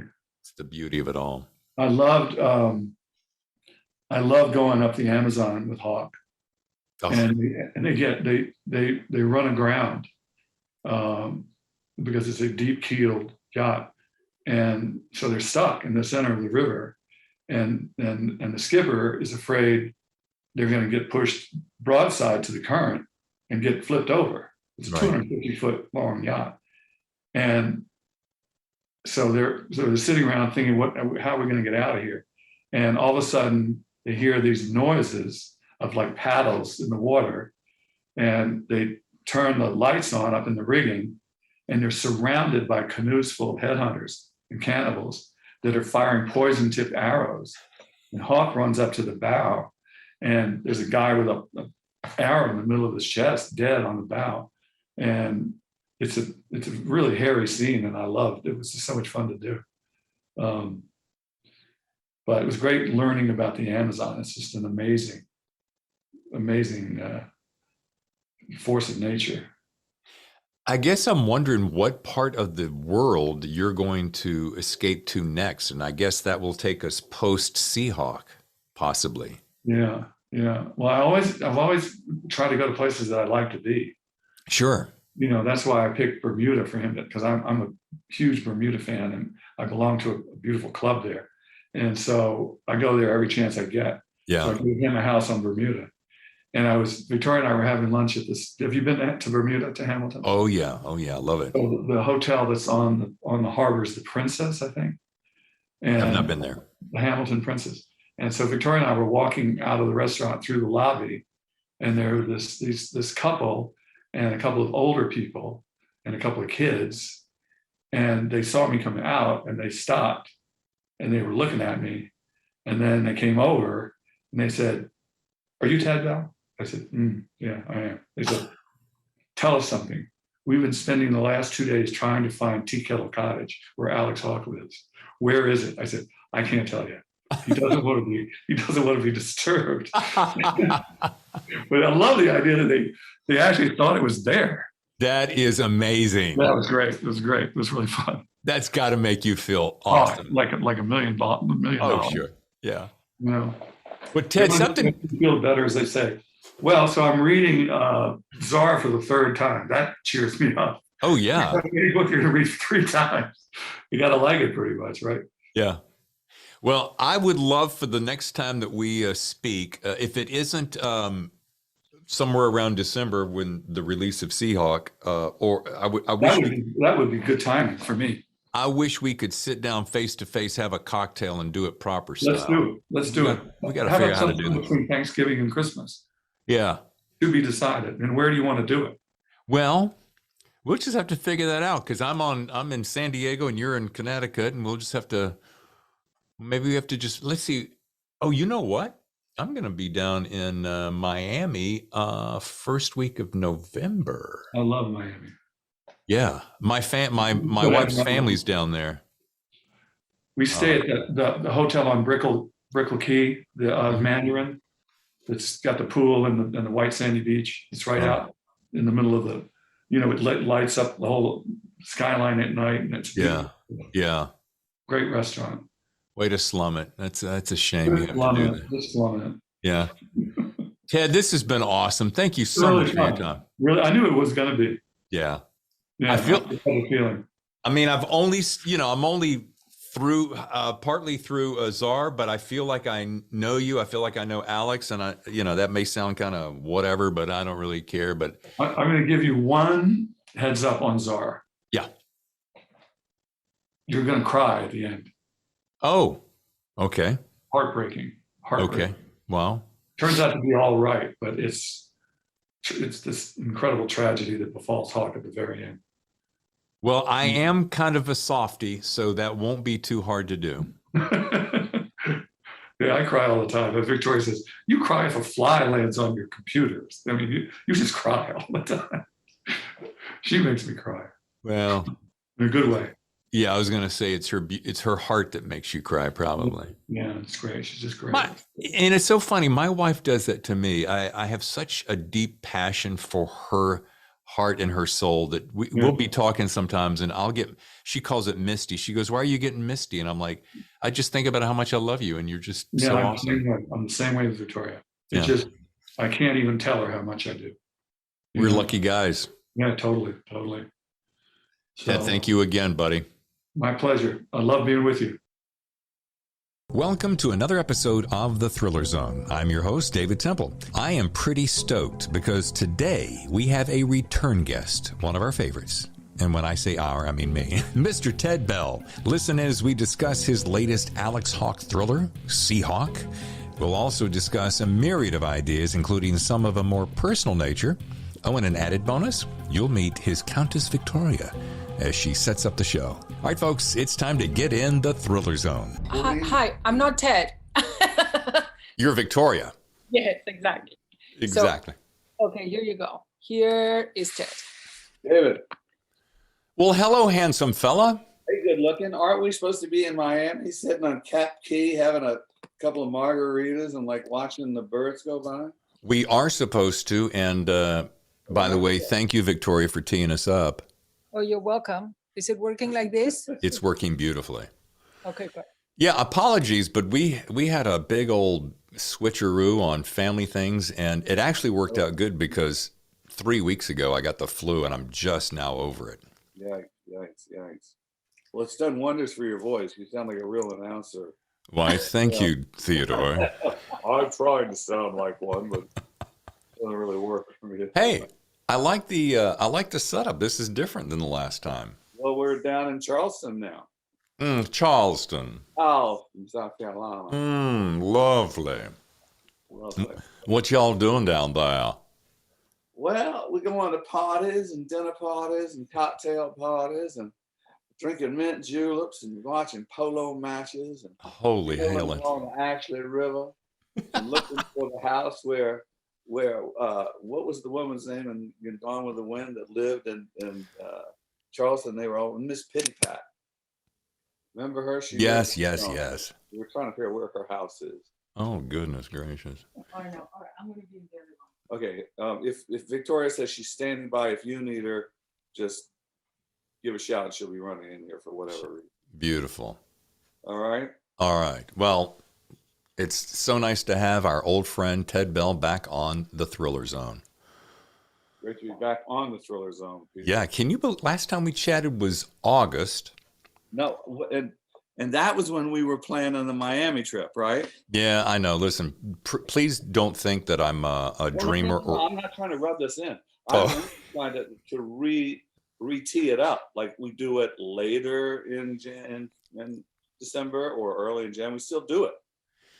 I would like that. We're going to take about half of December off and go visit family, the other side of the family. Yeah, good for you. But yeah, January, February, right when. Oh, wait a minute. Yes, let's talk about that off camera because I've got some ideas. But great. we were talking Dragonfire last time, and that Ted, we were 2 months into the show. We had just started, so a couple things I want to say. Sure. First of all, thank you for taking a chance on me in this show because it's because of authors like you that help the stature of the show and help it to grow. So that's very kind of you. It's my pleasure, actually. And it has gone down in my own personal history as one of my favorites. It was very well received, lots of downloads. Oh, that's great. That's great, David. And I hope you have just millions of books of Dragonfire sold. How has that been going? Thousands of them, Veritable millions. Oh, my Lord. We did have, we had like, just on the website alone, I think we had something around 1,500 downloads, and that doesn't include Apple or Stitcher or Spotify. So there's so when you say download, they're downloading what? The entire podcast? Yeah, they're downloading your show. Oh, okay. Is that a Coca-Cola or is that something else more flavorful? This is known as the Cuba Libre. If we were in Havana, which is Coke and rum. However, it has neither Coke nor rum. It has Diet Coke and ice. And I don't know what you call that. That's called a Diet Coke on ice. Diet Coke on ice. Not nearly as interesting as what we were having. I think we teed up a couple of martinis last time. I had a martini on the standby that I brandished at the end of the show, and then you ran off while Miss Hightower did Hornblower. Sorry. Yeah, so I went in the kitchen and made one and brought it out on the set. You couldn't get back to the camera fast enough to go. No, I Cheers, was Dave. disappear before I could get there with the glass. Oh, that's so good. It's so nice to see you with. You call her Countess Victoria, don't you? I do, yeah. It's so beautiful. A lot of veracity in that, actually. It's a story for another time, but it is what it is. I do have I'm going to start off with this question. It's buried a little bit later in the show when we get to rapid fire questions. But on a personal note, when you two vacation together, does she have to keep your nose out of your next creation, or are you smart enough to let her be the sole reason for your vacation? I'm not sure. So, you mean, does she have to drag me away from working to have to lie on the beach? Yes. No. The answer is no. I need a beach so bad right now, I'm ready to kill somebody. So we're going to do a little swing down through Palm Beach and Boca Grande and Hope Sound when this is all over, and I'm just going to lie there and, burn it all off. Yeah, I'm with you. I mean, I feel like Mr. Pasty Boy. It's like we've had more fog here in the last month. It's literally like London, and I'm ready for a burnout. Wow. Yeah. Me too. Well, let's see. Actually, I said the last time we spoke was August. That's true. But then we had a communication about Miami. But along that way, you sent me some, I think it was a lookbook that we're going to jump off here for a second. Your YA adventure series, Time Pirate, Nick of Time, is being developed into something. Can we talk about that? That's right. It's a two. The first book in that series was called Nick of Time. Made it to the Times Children's List, and then the sequel was called The Time Pirate. And that's the one that Hollywood is interested in right now. And so we made this lookbook, which I actually spent a lot of time working on, going through Courier and Ives or whatever, looking for pictures of pirates and pirate ships and all this sort of stuff. But I was really thrilled with the way it came out. Oh, it's And gorgeous. if I'm a producer in Hollywood and somebody sends me that, I don't have to even have a conversation with them to know what's it about, what's it supposed to look like, who are the characters, what's the period, what's the wardrobe. It's just a great tool, the lookbook. And I'm sure I'm not the first to discover it, but I'm working with some people who think it's a big deal. And so that's where we are. So did you get a chance to take a look at it? I did, and it's brilliant. Can I share? Absolutely. It is, I can use this word, it's delicious. I mean, when you look at it, it's so rich and deep. And like you said, you can't help but know exactly what's going on, which a lot of times a lookbook will be more like what do they call it in design? A color palette or something, kind of real soft. But this is like, you get it instantly. Yeah. I think it's a great tool. And speaking of, I do have a question of curiosity. So I'm going to, we're gonna get real deep on here in a second. Deep diving.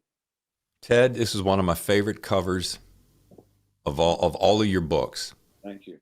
And It you is. know what? I will echo that sentiment. I want to send my congratulations to the team at Berkeley Random House Penguin who put that thing together. I think it's a knockout cover, and it's my favorite one. Yeah.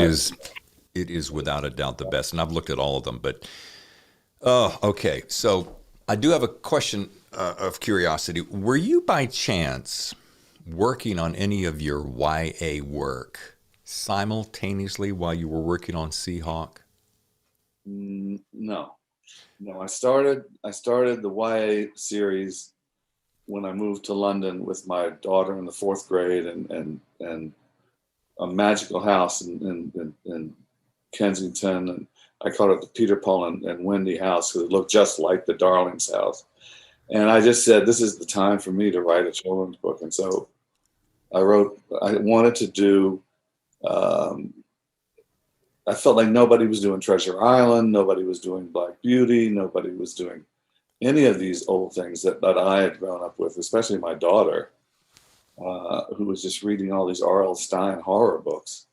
So I said, okay, I'll give them something that's a little bit more the kind of thing that I grew up with, which I thought actually brought me deeper and deeper into the world of reading than a formulaic cartoon book. Right. And speaking of R.L. Stine, I got to meet him at the 2019 Thriller Fest, and he's such a character because he writes such wicked stuff, and he's this mild-mannered, just quiet, easygoing guy. Always the way, right?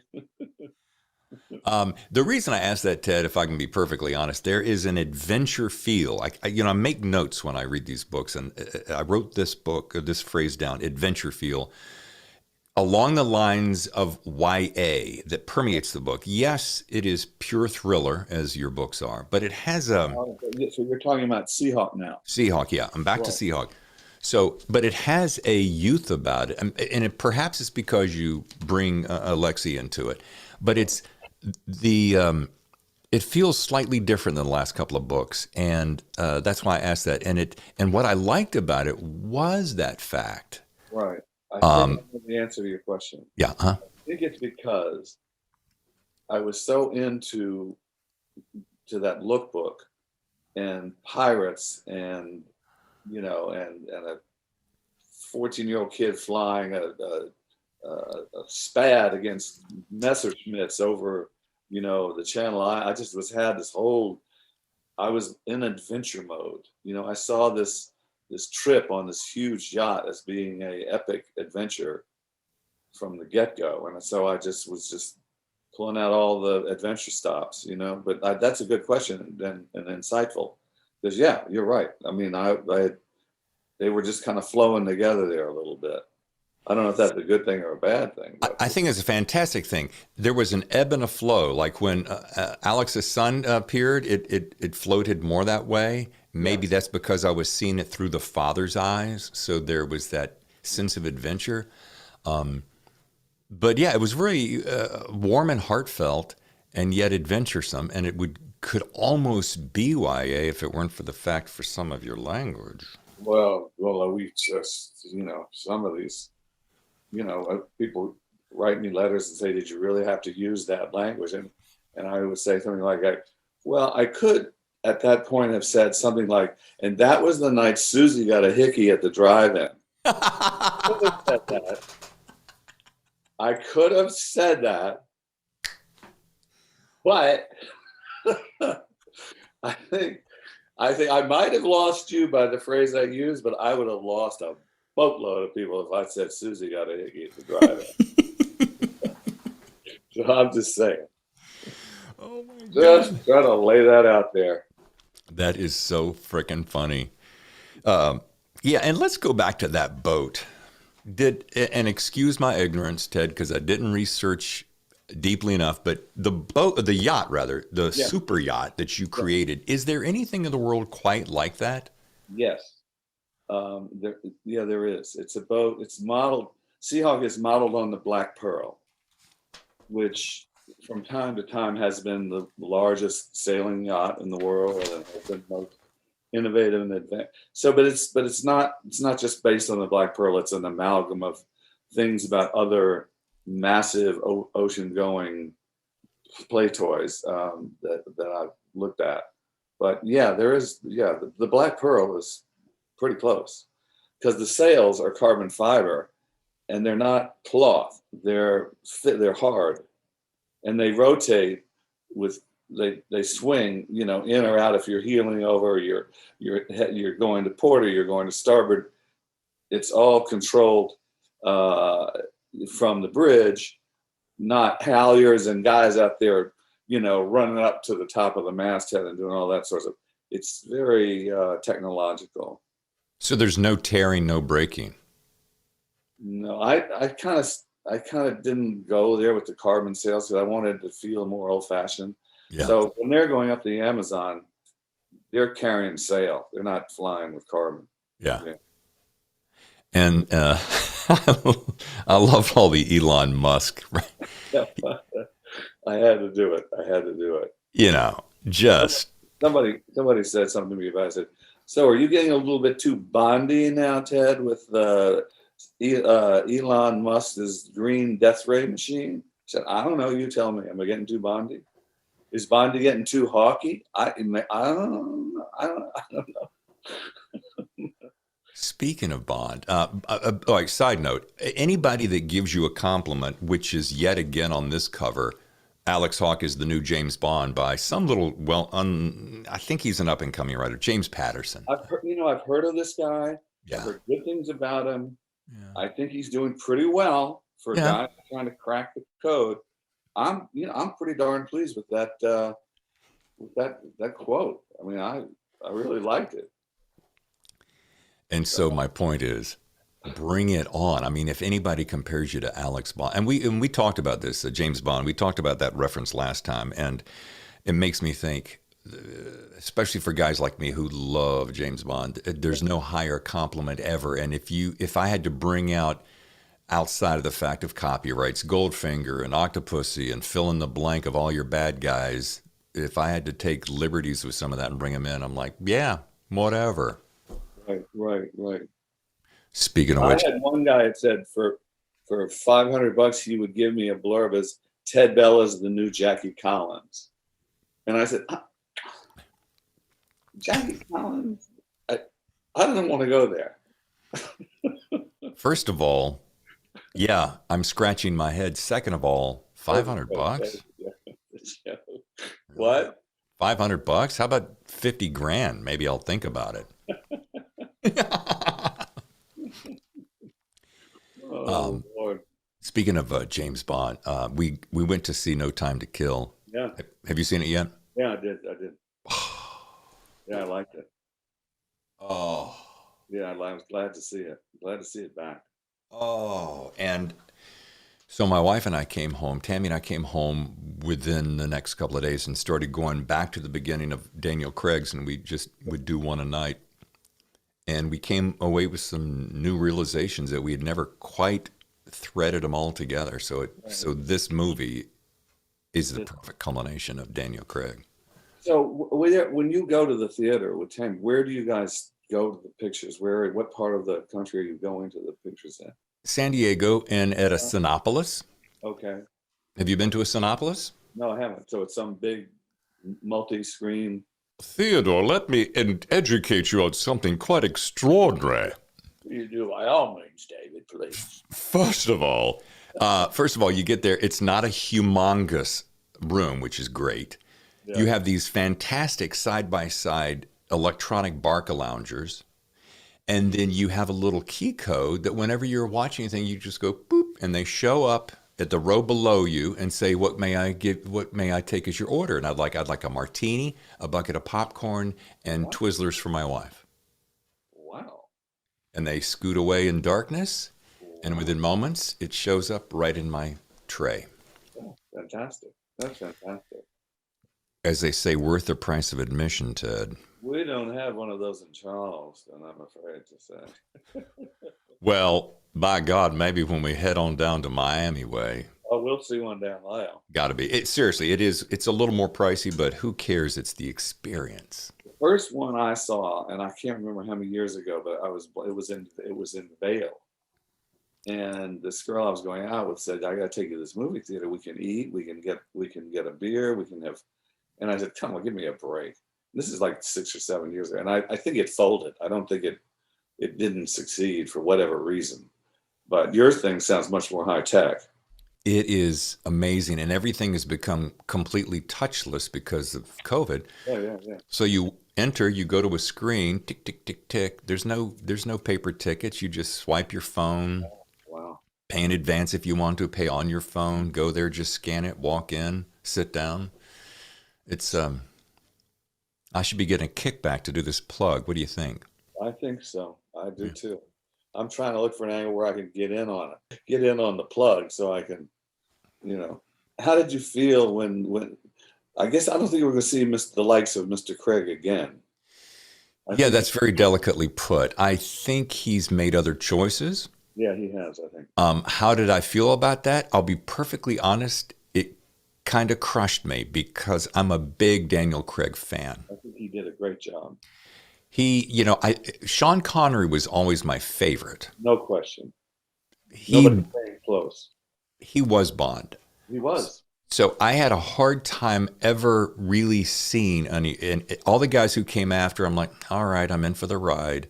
Yeah. And a couple of them, they always say that the guy that everybody makes fun of was the best guy. George Lazenby, was that his name? Yeah, George Lazenby, the Australian guy.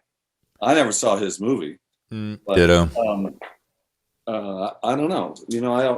And then Roger Moore never was my favorite because I felt he had sort of a French maitre d' quality that I just wasn't working for me.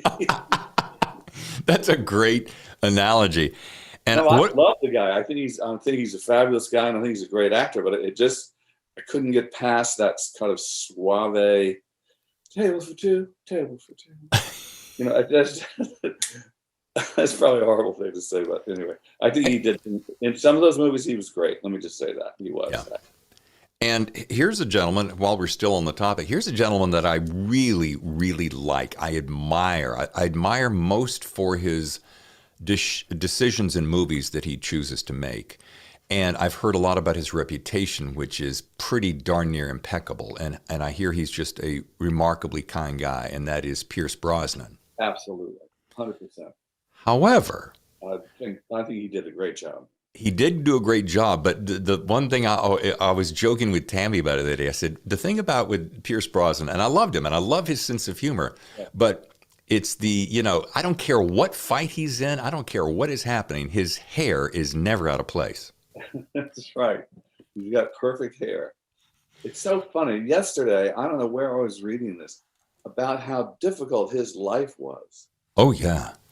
and which I had no knowledge. I figured he was to the manor born and grew up and went to Eton and went to Cambridge. And no, he had a tough go, I think. Yeah. Tough go. And he and his wife have been married. I could pull this up and impress you, but they've been married for, I want to say, 50 years. That's great. And anybody who can pull that off is just, I'm a big fan of. But yeah, back to Daniel Craig. Yeah.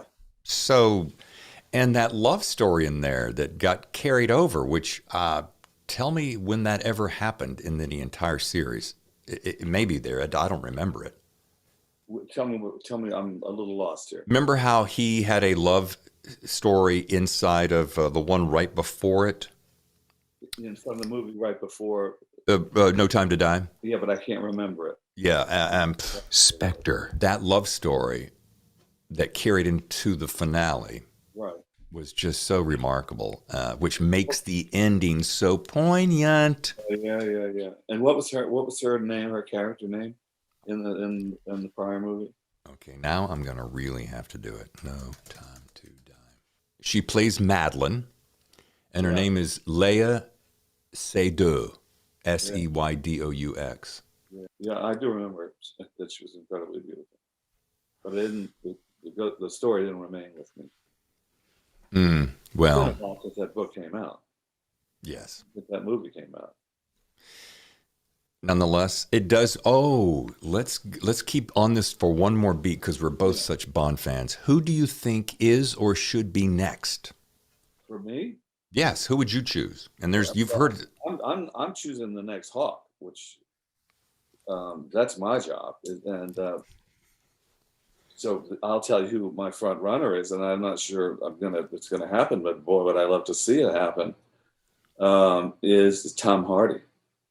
Oh my God, yes. Yeah. And then I think Chris Hemsworth would be great too for 1,000 different reasons than Tom Hardy. But both of them, I think, a tough call for me. Tom Hardy is one of those guys, and might be a wee bit of a cliche, but I don't care. He does such an exceptional job of disappearing into each character, making each one, right? Yeah, he does. It's a great way of putting it, actually. He just goes away. And I think that's the magic of a true craftsman. Well, the time he went away, the first time I saw him go away, and the time that I realized, okay, this will be until somebody changes this is my idea of Alex Hawke, is this guy right here. And that was Legend, which was he and his brother were sort of playing the Cray brothers as criminals in 60s London. And Tom played, there's the suave, good-looking guy who's breaking the hearts of all of them. And there's this sort of homicidal maniac brother who carries like a giant curved blade knife. And I never knew until walking out of the theater with this other couple and this friend of mine, and this guy says, that Hardy's great, isn't he? I said, yeah, he's just phenomenal. I mean, he said, well, which character did you like him better as? I said, excuse me? He said, which one did you like him better as? The handsome boulevardier guy or the crazy psycho guy? I said, what do you mean? He said, he played both parts. I said, get out.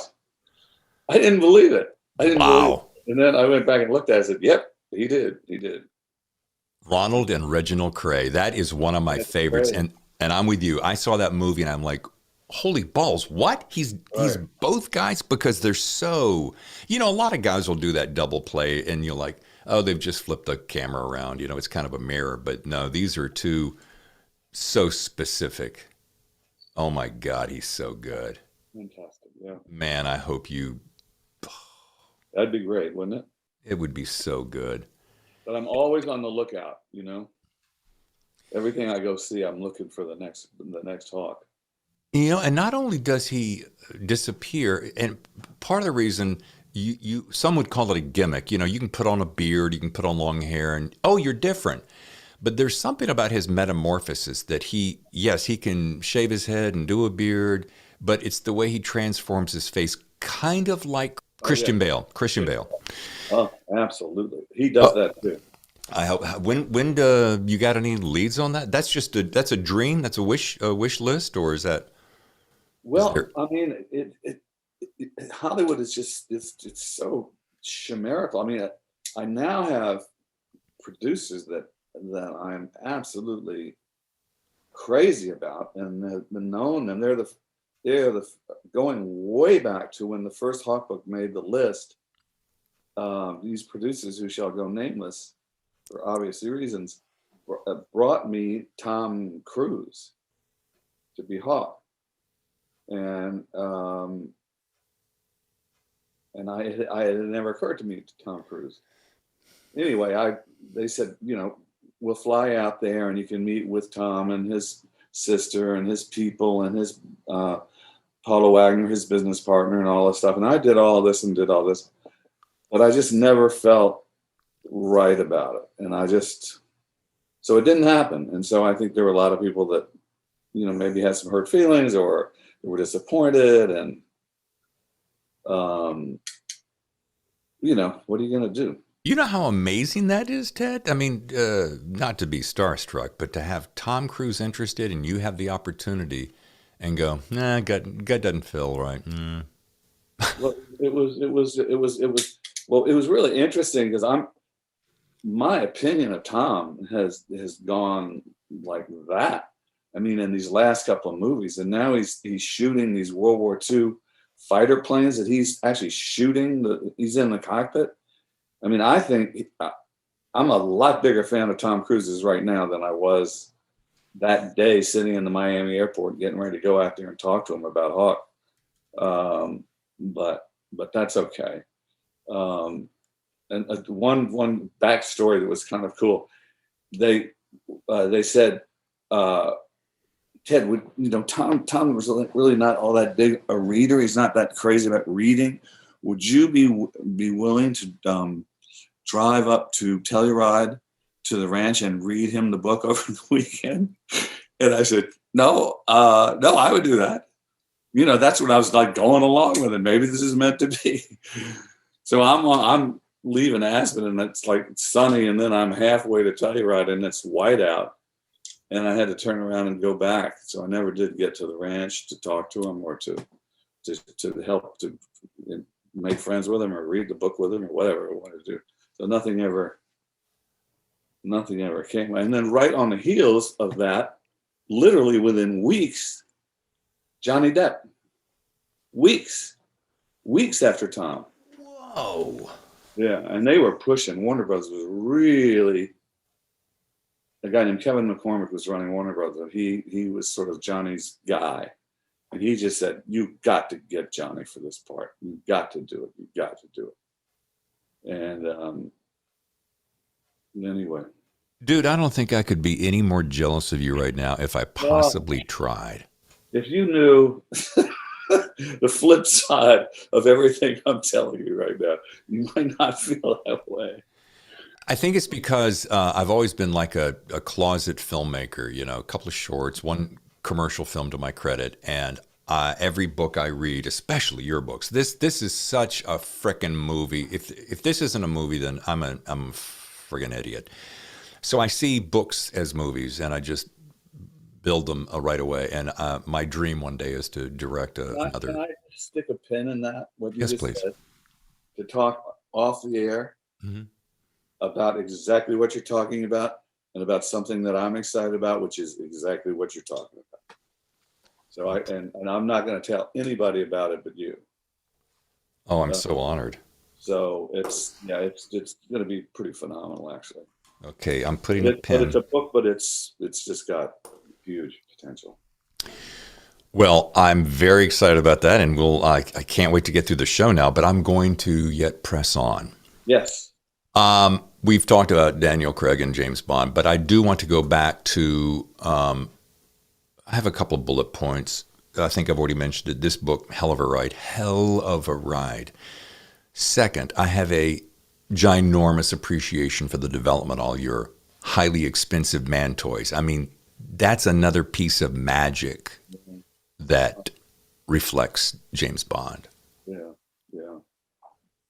Well, I mean, I sort of felt like I had license to do the Elon Musk death ray. Mhm. If my great idol, Mr. Fleming, can do a book called Moonraker, right, which is about a missile designed to take out London Mhm. back in the 50s, I think I was on pretty solid ground there with a death ray from Elon. In fact, the fact is, I know the Chinese are working on doing these laser weapons. So where's the problem? You know? When I got to those parts, especially, yeah, when China arose, and I've been doing a lot of behind the scenes research for a project I'm working on, and yeah, I mean, China is going to whoop up and surprise us, and if we don't think that's going to happen, we're asleep at the I wheel. think it's going to happen. I hope it never happens. I hope that our two economies are so entwined that it would be a disaster, simultaneous disaster for both of us that we would never be able to recover from. And he knows it. And well, I don't know about our guy. I don't know if our guy knows it, but I know their guy knows it. That it would not be a good thing. I'm going to leave that one alone, but I will say you make a really good point. Since they do, it's like they lean against each other, and it's a bilateral support. You pull away one, and they both fall. Symbiotic, right? Exactly. However, there are some psychopaths in and around the arena. Yeah. Let's see if I can be as politically safe as I can. That would not surprise me if they pulled an ego move. But yeah, to your point, we're too important for them. Oh, you mean in real life? In real life. Oh, not fiction, but real life. Yeah, that's scary. Especially, is it North Korea who's building these missiles that are very infinitely more advanced than in the past, and with the further ranges and et cetera? I wish I could tell you that it was just them, but it's not. It's China, and it's the Iranians, and the North Koreans, and we are really late to the game. And these things are game changers, and they play a very important role in the book that I'm writing right now. Very important role. Is this the book that we're not mentioning, but we're going to talk about off air? Sort of, but it could go either way. I'll tell you about it. Okay. So again, back to these toys, because that's probably one of my favorite things of all time. The AI systems, the helicopters, the planes, the luxury cars, the super yacht. I mean, it's a wet dream for guys who love all those uber priced toys. Right. You can never give me enough of that. Yeah, that's good. That's good. Well, you're going to like the next one. Okay. It's fun. My third point, I love the introduction. I've seen it spelled two different ways, both in your press release and then inside the book. So I'm a little bit confused. But I am pronouncing it correctly. Alexei, correct? Yeah, Alexei. Okay. Yeah, Alexei. Oh, EI. Okay. Pronunciation. I mean, the Russian pronunciation of his. That's his nickname. You know, it's his father was nicknamed too when he was a little boy. Right. But it's definitely Alexei. Yeah. Okay. Copy that. And also some of the. By the way, he's just precious, and I have to believe he's going to grow up and carry on the tradition. Yes. There you go. Alex Hawke Jr. Yeah, has to be. Yeah. And that's one of the beautiful things, and where I tip my hat to you, Ted. Not that you need it, but you've created this legacy, and you probably planned this out early on. But I mean, what do we got? 19 New York Times bestsellers? 16. I think it's 16. There's 4. I'm sure on 14, counting the last one, and then the 2 children's YA books were on the list. So that's 14 plus. It's like 16 or who knows. Okay, I'm giving you more credit. There you go. Yeah, But let's talk about these. There's 3 guys that I really kind of zoned in on. First was MI6 Chief David Truelove, and these are 3 characters that I would suggest that have not so hidden agendas. Him being the first one. Tell me about him for listeners who haven't seen this character yet. So David Truelove. Yeah, David Truelove is based on a real person that I know, and actually became a friend of mine because he became a fan of the books, and he came to New York for a book signing at Barnes and Noble on 86th Street on a rainy night with another friend of mine who became extraordinarily famous in the Russiagate process, and then talk about disappearing, and then who was a life fellow at Magdalen College at Cambridge, brought this guy to the signing, said, come on over here, I want you to meet somebody. I go over to meet the guy. Hi, Ted, this is Richard. He's from England.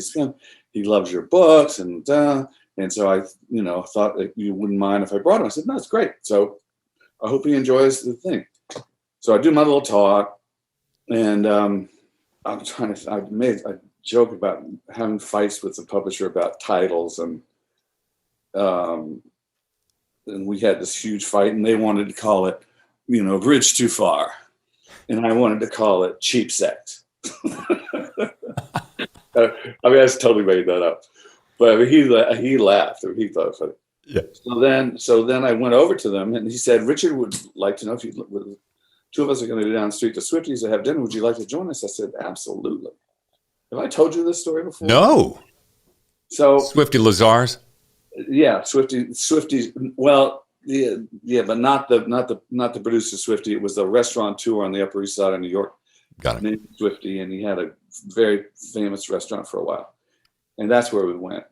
And so the whole dinner, this guy's name is Richard, and he's saying, Ted, when you say that Putin basically told that Russian guy to go stuff. I mean, would Putin really do that? I said, yeah, he would. He actually would. And he said, how do you know that? I said, well, A, I make it up. B, I do a hell of a lot of research.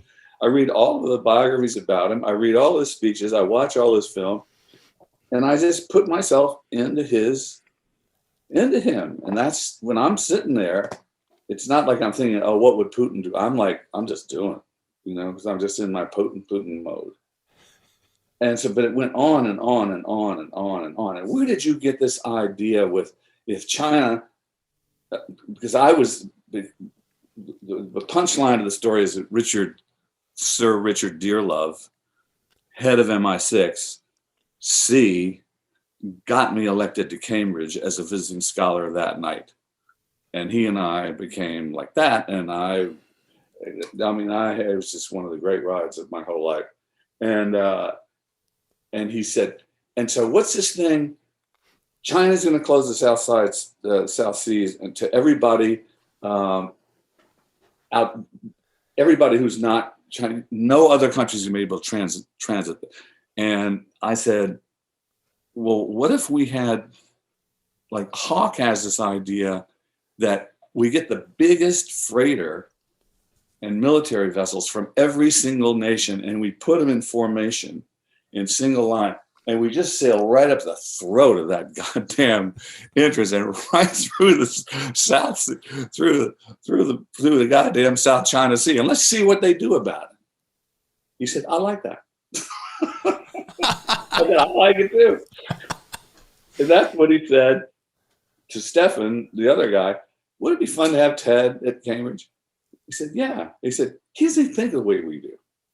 He just doesn't even begin to think. We're thinking like based on thousands of years of learning tradecraft from the Ionians, or whatever the hell it is. But so anyway, I got invited and I went. Oh, wow. What a great story. It was a great year. It was a great year, yeah. So Sir David Truelove is based upon Richard Truelove. Okay, got it. Totally. That's amazing. Yeah, yeah. Now here's a guy at the other end of the spectrum, and am I pronouncing it correctly? Fideo Chico? Fideo Chico. Yeah, which means little sausage or something. No, it's not a flattering name. I love that. And then, of course, Mr. Smith. Yeah, who, as we all know, sooner or later, his day will come. Yep. It often happens, Ted. I'm sorry to tell you, but yeah. Yeah, I kind of hated to do it, but I think I milked him for like, how many more times am I going to have him? Yeah. So we need a new bad guy now. Yeah. Well, isn't that one of your favorite things to create? It's one of mine.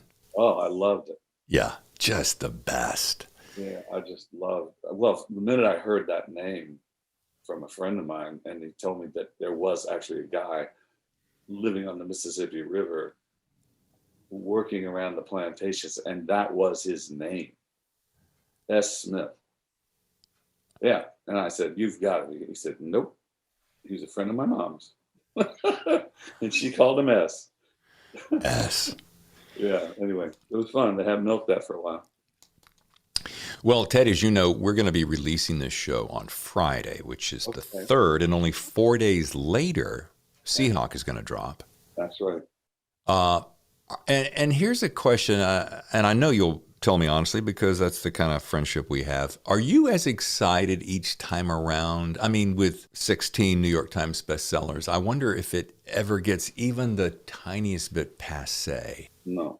No, it feels silly now that I think about it. No, But no, it's just great. yeah, I mean, nothing can ever rival the first time. That was just one of the great moments of my entire life, which just reduced me to tears. And that's not going to happen again. But, it's just kind of nice to keep, striving for that anyway. and I was listening. Who was I speaking? Meg Gardner early on in the broadcast. She said, we were talking about being a New York Times bestseller, and she said it is one of the single most difficult, yes, prestigious, but infinitely more difficult than one would think to be on that list. And it feels daunting. I mean, it's always been kind of a dream of mine. I don't know if it's a silly dream to have, but I've always, as my dad used to say, if you aim at nothing, you'll hit it every time. Yeah, that's a good line. So I grew up thinking that way, and he was one of these guys who said, big fan of mine. He's passed, and he said, look, aim at whatever you want. If you're going to put your focus somewhere anyway, then just go at it like it's the last thing on earth you do. And I've always kind of done that. Yeah, right. The Pulitzer Prize the Nobel Prize for Literature is always sitting out there waiting for you if you want to if you want to one up, the rest of the boys. Well, yeah, maybe. I don't know. I guess. I'm just kidding. I don't know how much time we got left, but my former agent, who's now a very dear friend of mine, is a wonderful chap named Peter Lampak, and Peter was Clive Cussler's agent for his entire career. Peter started his firm with Clive, and he had Martha Grimes, who wrote those wonderful mysteries, from the British kind of ladies, cozy mysteries. And then he had John Coetzee, who wrote Savage, and he was a South African writer. And so Peter gets a call one day, this is going back a few years, and he said, "Are you Mr. Lampak?" He said, "Yes, you represent Mr. Coetzee in South Africa." He says, "Yes, I do." "What can I do for you?" He says he's not interested in the Nobel Prize for Literature. And I went, "What?" Now that's chutzpah, So Wow. So it turned out that Peter and his wife Diane were going to have to go, and Peter was going to have to either write or get the speech and give the speech as if Coetzee was there. Uh-huh. And so he had written a speech while he was working at Princeton about a subject that would have worked for the acceptance speech for the prize. But then the Princeton people called Peter and said, "You can't use that. He wrote it under our auspices and we own the rights to it." Anyway, guess what? He finally went. He got on the plane. Mm-hmm. And I was there the next summer, and they've got all the recordings of all the winners, going back to Hemingway and Faulkner and everything. And so I went in and walked around and listened to everybody. And I said, "Where's Coates's speech?" He said, "Oh, he's over in the corner." I said, I got to hear what this guy said. And I said, just tell me before, was he good? He said, he was the best, funniest guy we have ever had. I said, holy smoke. So he blew him away. Whatever he did, I love it. It's a great story. I love that. Well, Ted, before we get to our rapid fire questions that kind of wraps the show, I do want to ask, here's an interesting thing. I just noticed this, Ted. Forgive me for not noticing this earlier. You're on a virtual bookstore tour for Seahawk with Buxton Books down in Charleston there on Monday. That's correct. Polly Buxton. You're in conversation with Ryan Steck of Yes, Real Book Spy. that's correct. But guess what? You're with my new friend, Luke McCallan, on Thursday the 9th. Yeah, yeah. Reason I say new friend is he is on next Friday's show. Wow, fantastic. One big happy family. I sorry to say, never heard of him. Yeah. But his book, From the Dark Horizon, is amazing. He's such an affable gentleman. We talked out. He's in France. You're gonna have a good time. Have you guys spoken before? No, I have not spoken to Luke. I've spoken to Ryan a lot. Yeah. Ryan's a big fan of all those guys, and Big fan of everybody's, yeah, and they're all big fans of his. yeah. All right, time for our rapid fire questions. Really super. Do I have time to take a Valium before? Super simple, Ted. I'm making it easy on you. It's like we're just sitting around having a couple of cocktails in the backyard. In the backyard. While writing, and if I've asked you these before, just bear with me and keep moving. Doesn't matter. I'll answer them again. While writing, do you prefer coffee, tea, or a dry martini? I would prefer the dry martini. I'm not sure how much writing I get done. I think I would have to say I prefer to start with the coffee. Yeah. And maybe end with the martini. Perfect. That would be my perfect writing day. Exceptional. And while writing, I don't recall this one, do you prefer music or silence? Silence. I try music sometimes when I'm feeling, I used to play the Apocalypse Now thing when I was trying to get myself all drummed up about blowing shit up and, being adventures. And I'd play that storm and drawing music. Oh, yeah. But, I haven't done that so much anymore. Yeah. When you and Victoria are on vacation, what's your favorite, but perhaps least personal, wink, wink, thing that you two enjoy doing? Oh, God. Well, I think we just, we're so much birds of a feather that we just kind of gravitate towards the same things. What we gravitate to is what we miss, like we were talking earlier. I just want a beach. I want to be on a boat. I want my fingers dragging through the surf behind something. What was that old song? Got my sun on my shoulders, got my toes in the sand. Woman left me for another man. I don't care. I just smile and keep trying. That's my song. That's my anthem. I want to go back to Jamaica where I used to go and just sit somewhere and hear somebody sing that song. Still speaking of you two, if you were both stranded on an island, let's just say a recent hurricane came through and you can pick the island of your choice, what are the 2 or 3, doesn't have to be complicated, 2 or 3 things that you're really happy that you remembered to bring with you? Because you don't know how long you're going to be there before help comes. Right. Really want to know? Yeah. Okay. My desalinization kit, my fishing lures, my rigger. How many things am I allowed? I was going to say 2 or 3, but you got desalinization, fishing lures. What's the third thing? A fishing rod. Okay, sure. That'd be it. And That's maybe it? A book. Some books. I don't know. Okay, good. Perfect. You and Victoria are going to join Tammy and I for real this time for dinner. Yep, great. But you're going to join us for a lively dinner at our home here outside San Diego. You'd love it. Nothing more. It's so My spectacular. daughter lives in LA, and I've got every reason to fly out there from a business point of view too. Now, so you're going to join us for this dinner, and we'd love for you to invite 2 more people to round it out to a nice 6. I think 6 is a nice gathering. Who of the 2, living or dead, men or women, who would you ask to join us? Wow. Now, I know that we would be company enough, Ted, I feel, Well, I think you would too.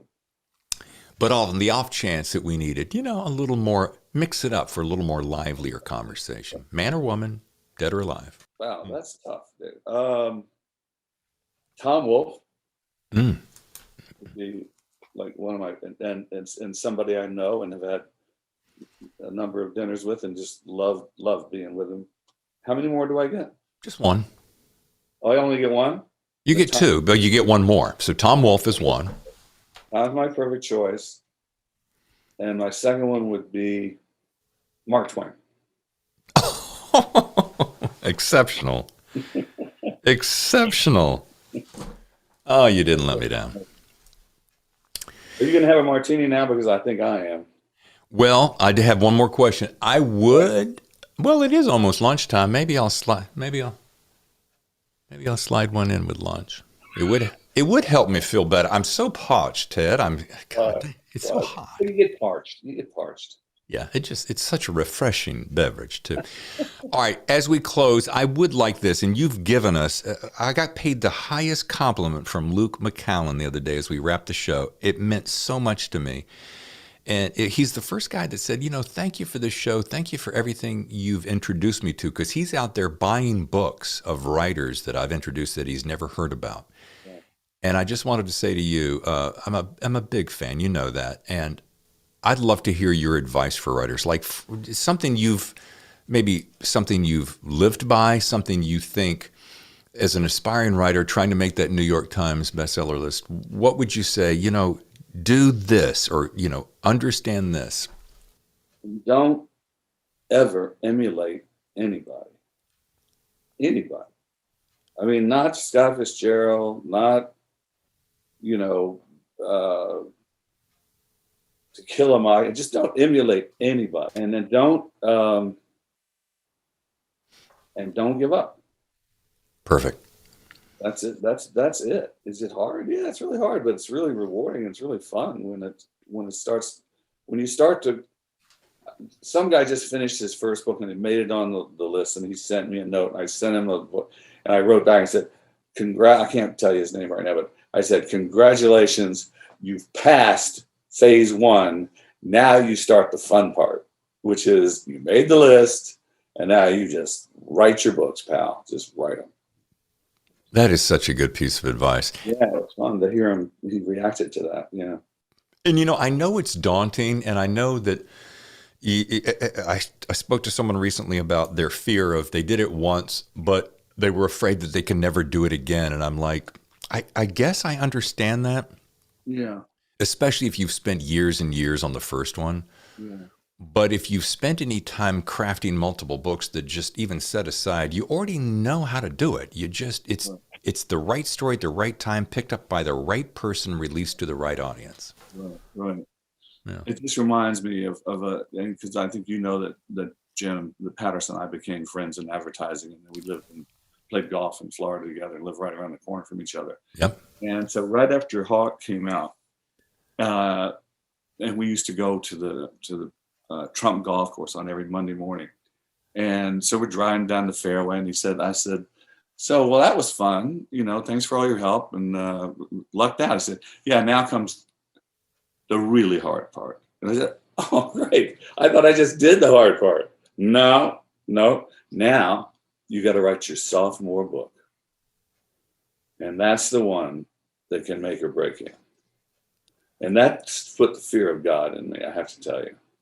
Wow. So I agree with him. I said, he's right. You can't come back and 3 swings and a miss. I mean, it better be something. I thought that was a good thing for him to say to me, because it probably helped me get over that hump, actually. Yeah. It does take a tremendous amount of believing in yourself, doesn't it? And going back to the topic of don't, try to mimic someone, is that I've always had this perhaps somewhat innocent theory that if you want it badly enough and the desire has been woven into your character, yeah, and you work hard to perfect it every day, and you're doing it for the right reasons. You have something to say. You want to, I'm not talking about providing a living for your family and becoming rich because you sold millions of books. Because if you're doing it for that reason, I think it could be a dead end. But go the wrong way. Yeah, you're chasing the wrong path. But I don't know. I just have this belief. It's kind of like when I was, and I don't know if I ever told you the story. I don't know if I've ever shared this on the show. I was 9 years old, 10 years old, and I'm sitting on the living room floor watching television. I'll never forget this. My folks are sitting on the couch behind me. And this announcer came on the TV, one of these, tonight's movie of the week is, and I thought, and my voice had just started to change, and I said, Dad, that's what I want to do. Wow. I want to be that guy. I want to be that voice. And then it became, with time, I'm like, I want to be on the radio. And I don't care what it takes. I'm going to do whatever it takes. And then as I started to ease into it, I'm like, okay, I'm going to be super specific. Before I am 40, I want to be on at least 5 of the top 10 radio shows in the country. And I did. I hope you saw this movie because I can't remember the name of it. But all I can remember, there was a line that kept repeating and repeating and repeating. It was, in a world. Oh, yeah. And it was about a girl who wanted to be a voiceover. But the whole thing was about the world of voiceover. Have you ever seen that movie? Yes, I have. In a world. Yeah. Ted, this has been awesome. It's always fun. Always. I look forward to it. And I can't wait to see you guys in San Diego, so if not sooner. Man, either way, Miami or San Diego. We've got some family travels coming up. I'm sure you do. Yeah. Thanks to Victoria. She's still around? She's bustling around. Well, I'm not quite sure what she's doing. She might be working on supper. Just big thanks to her because I will tell her that you said that for sure. I did miss seeing Cynthia, but somebody just said to tell you thank you so much for all your incredible help. And I'm not going to tell you who it is that said it either. So.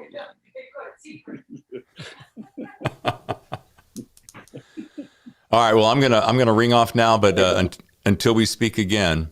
Always a thrill. Always a thrill.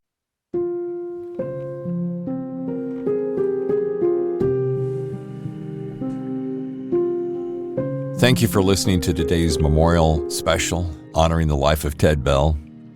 We send our big love and condolences to his family, and we'll see you down the road, Ted. I'm David Temple.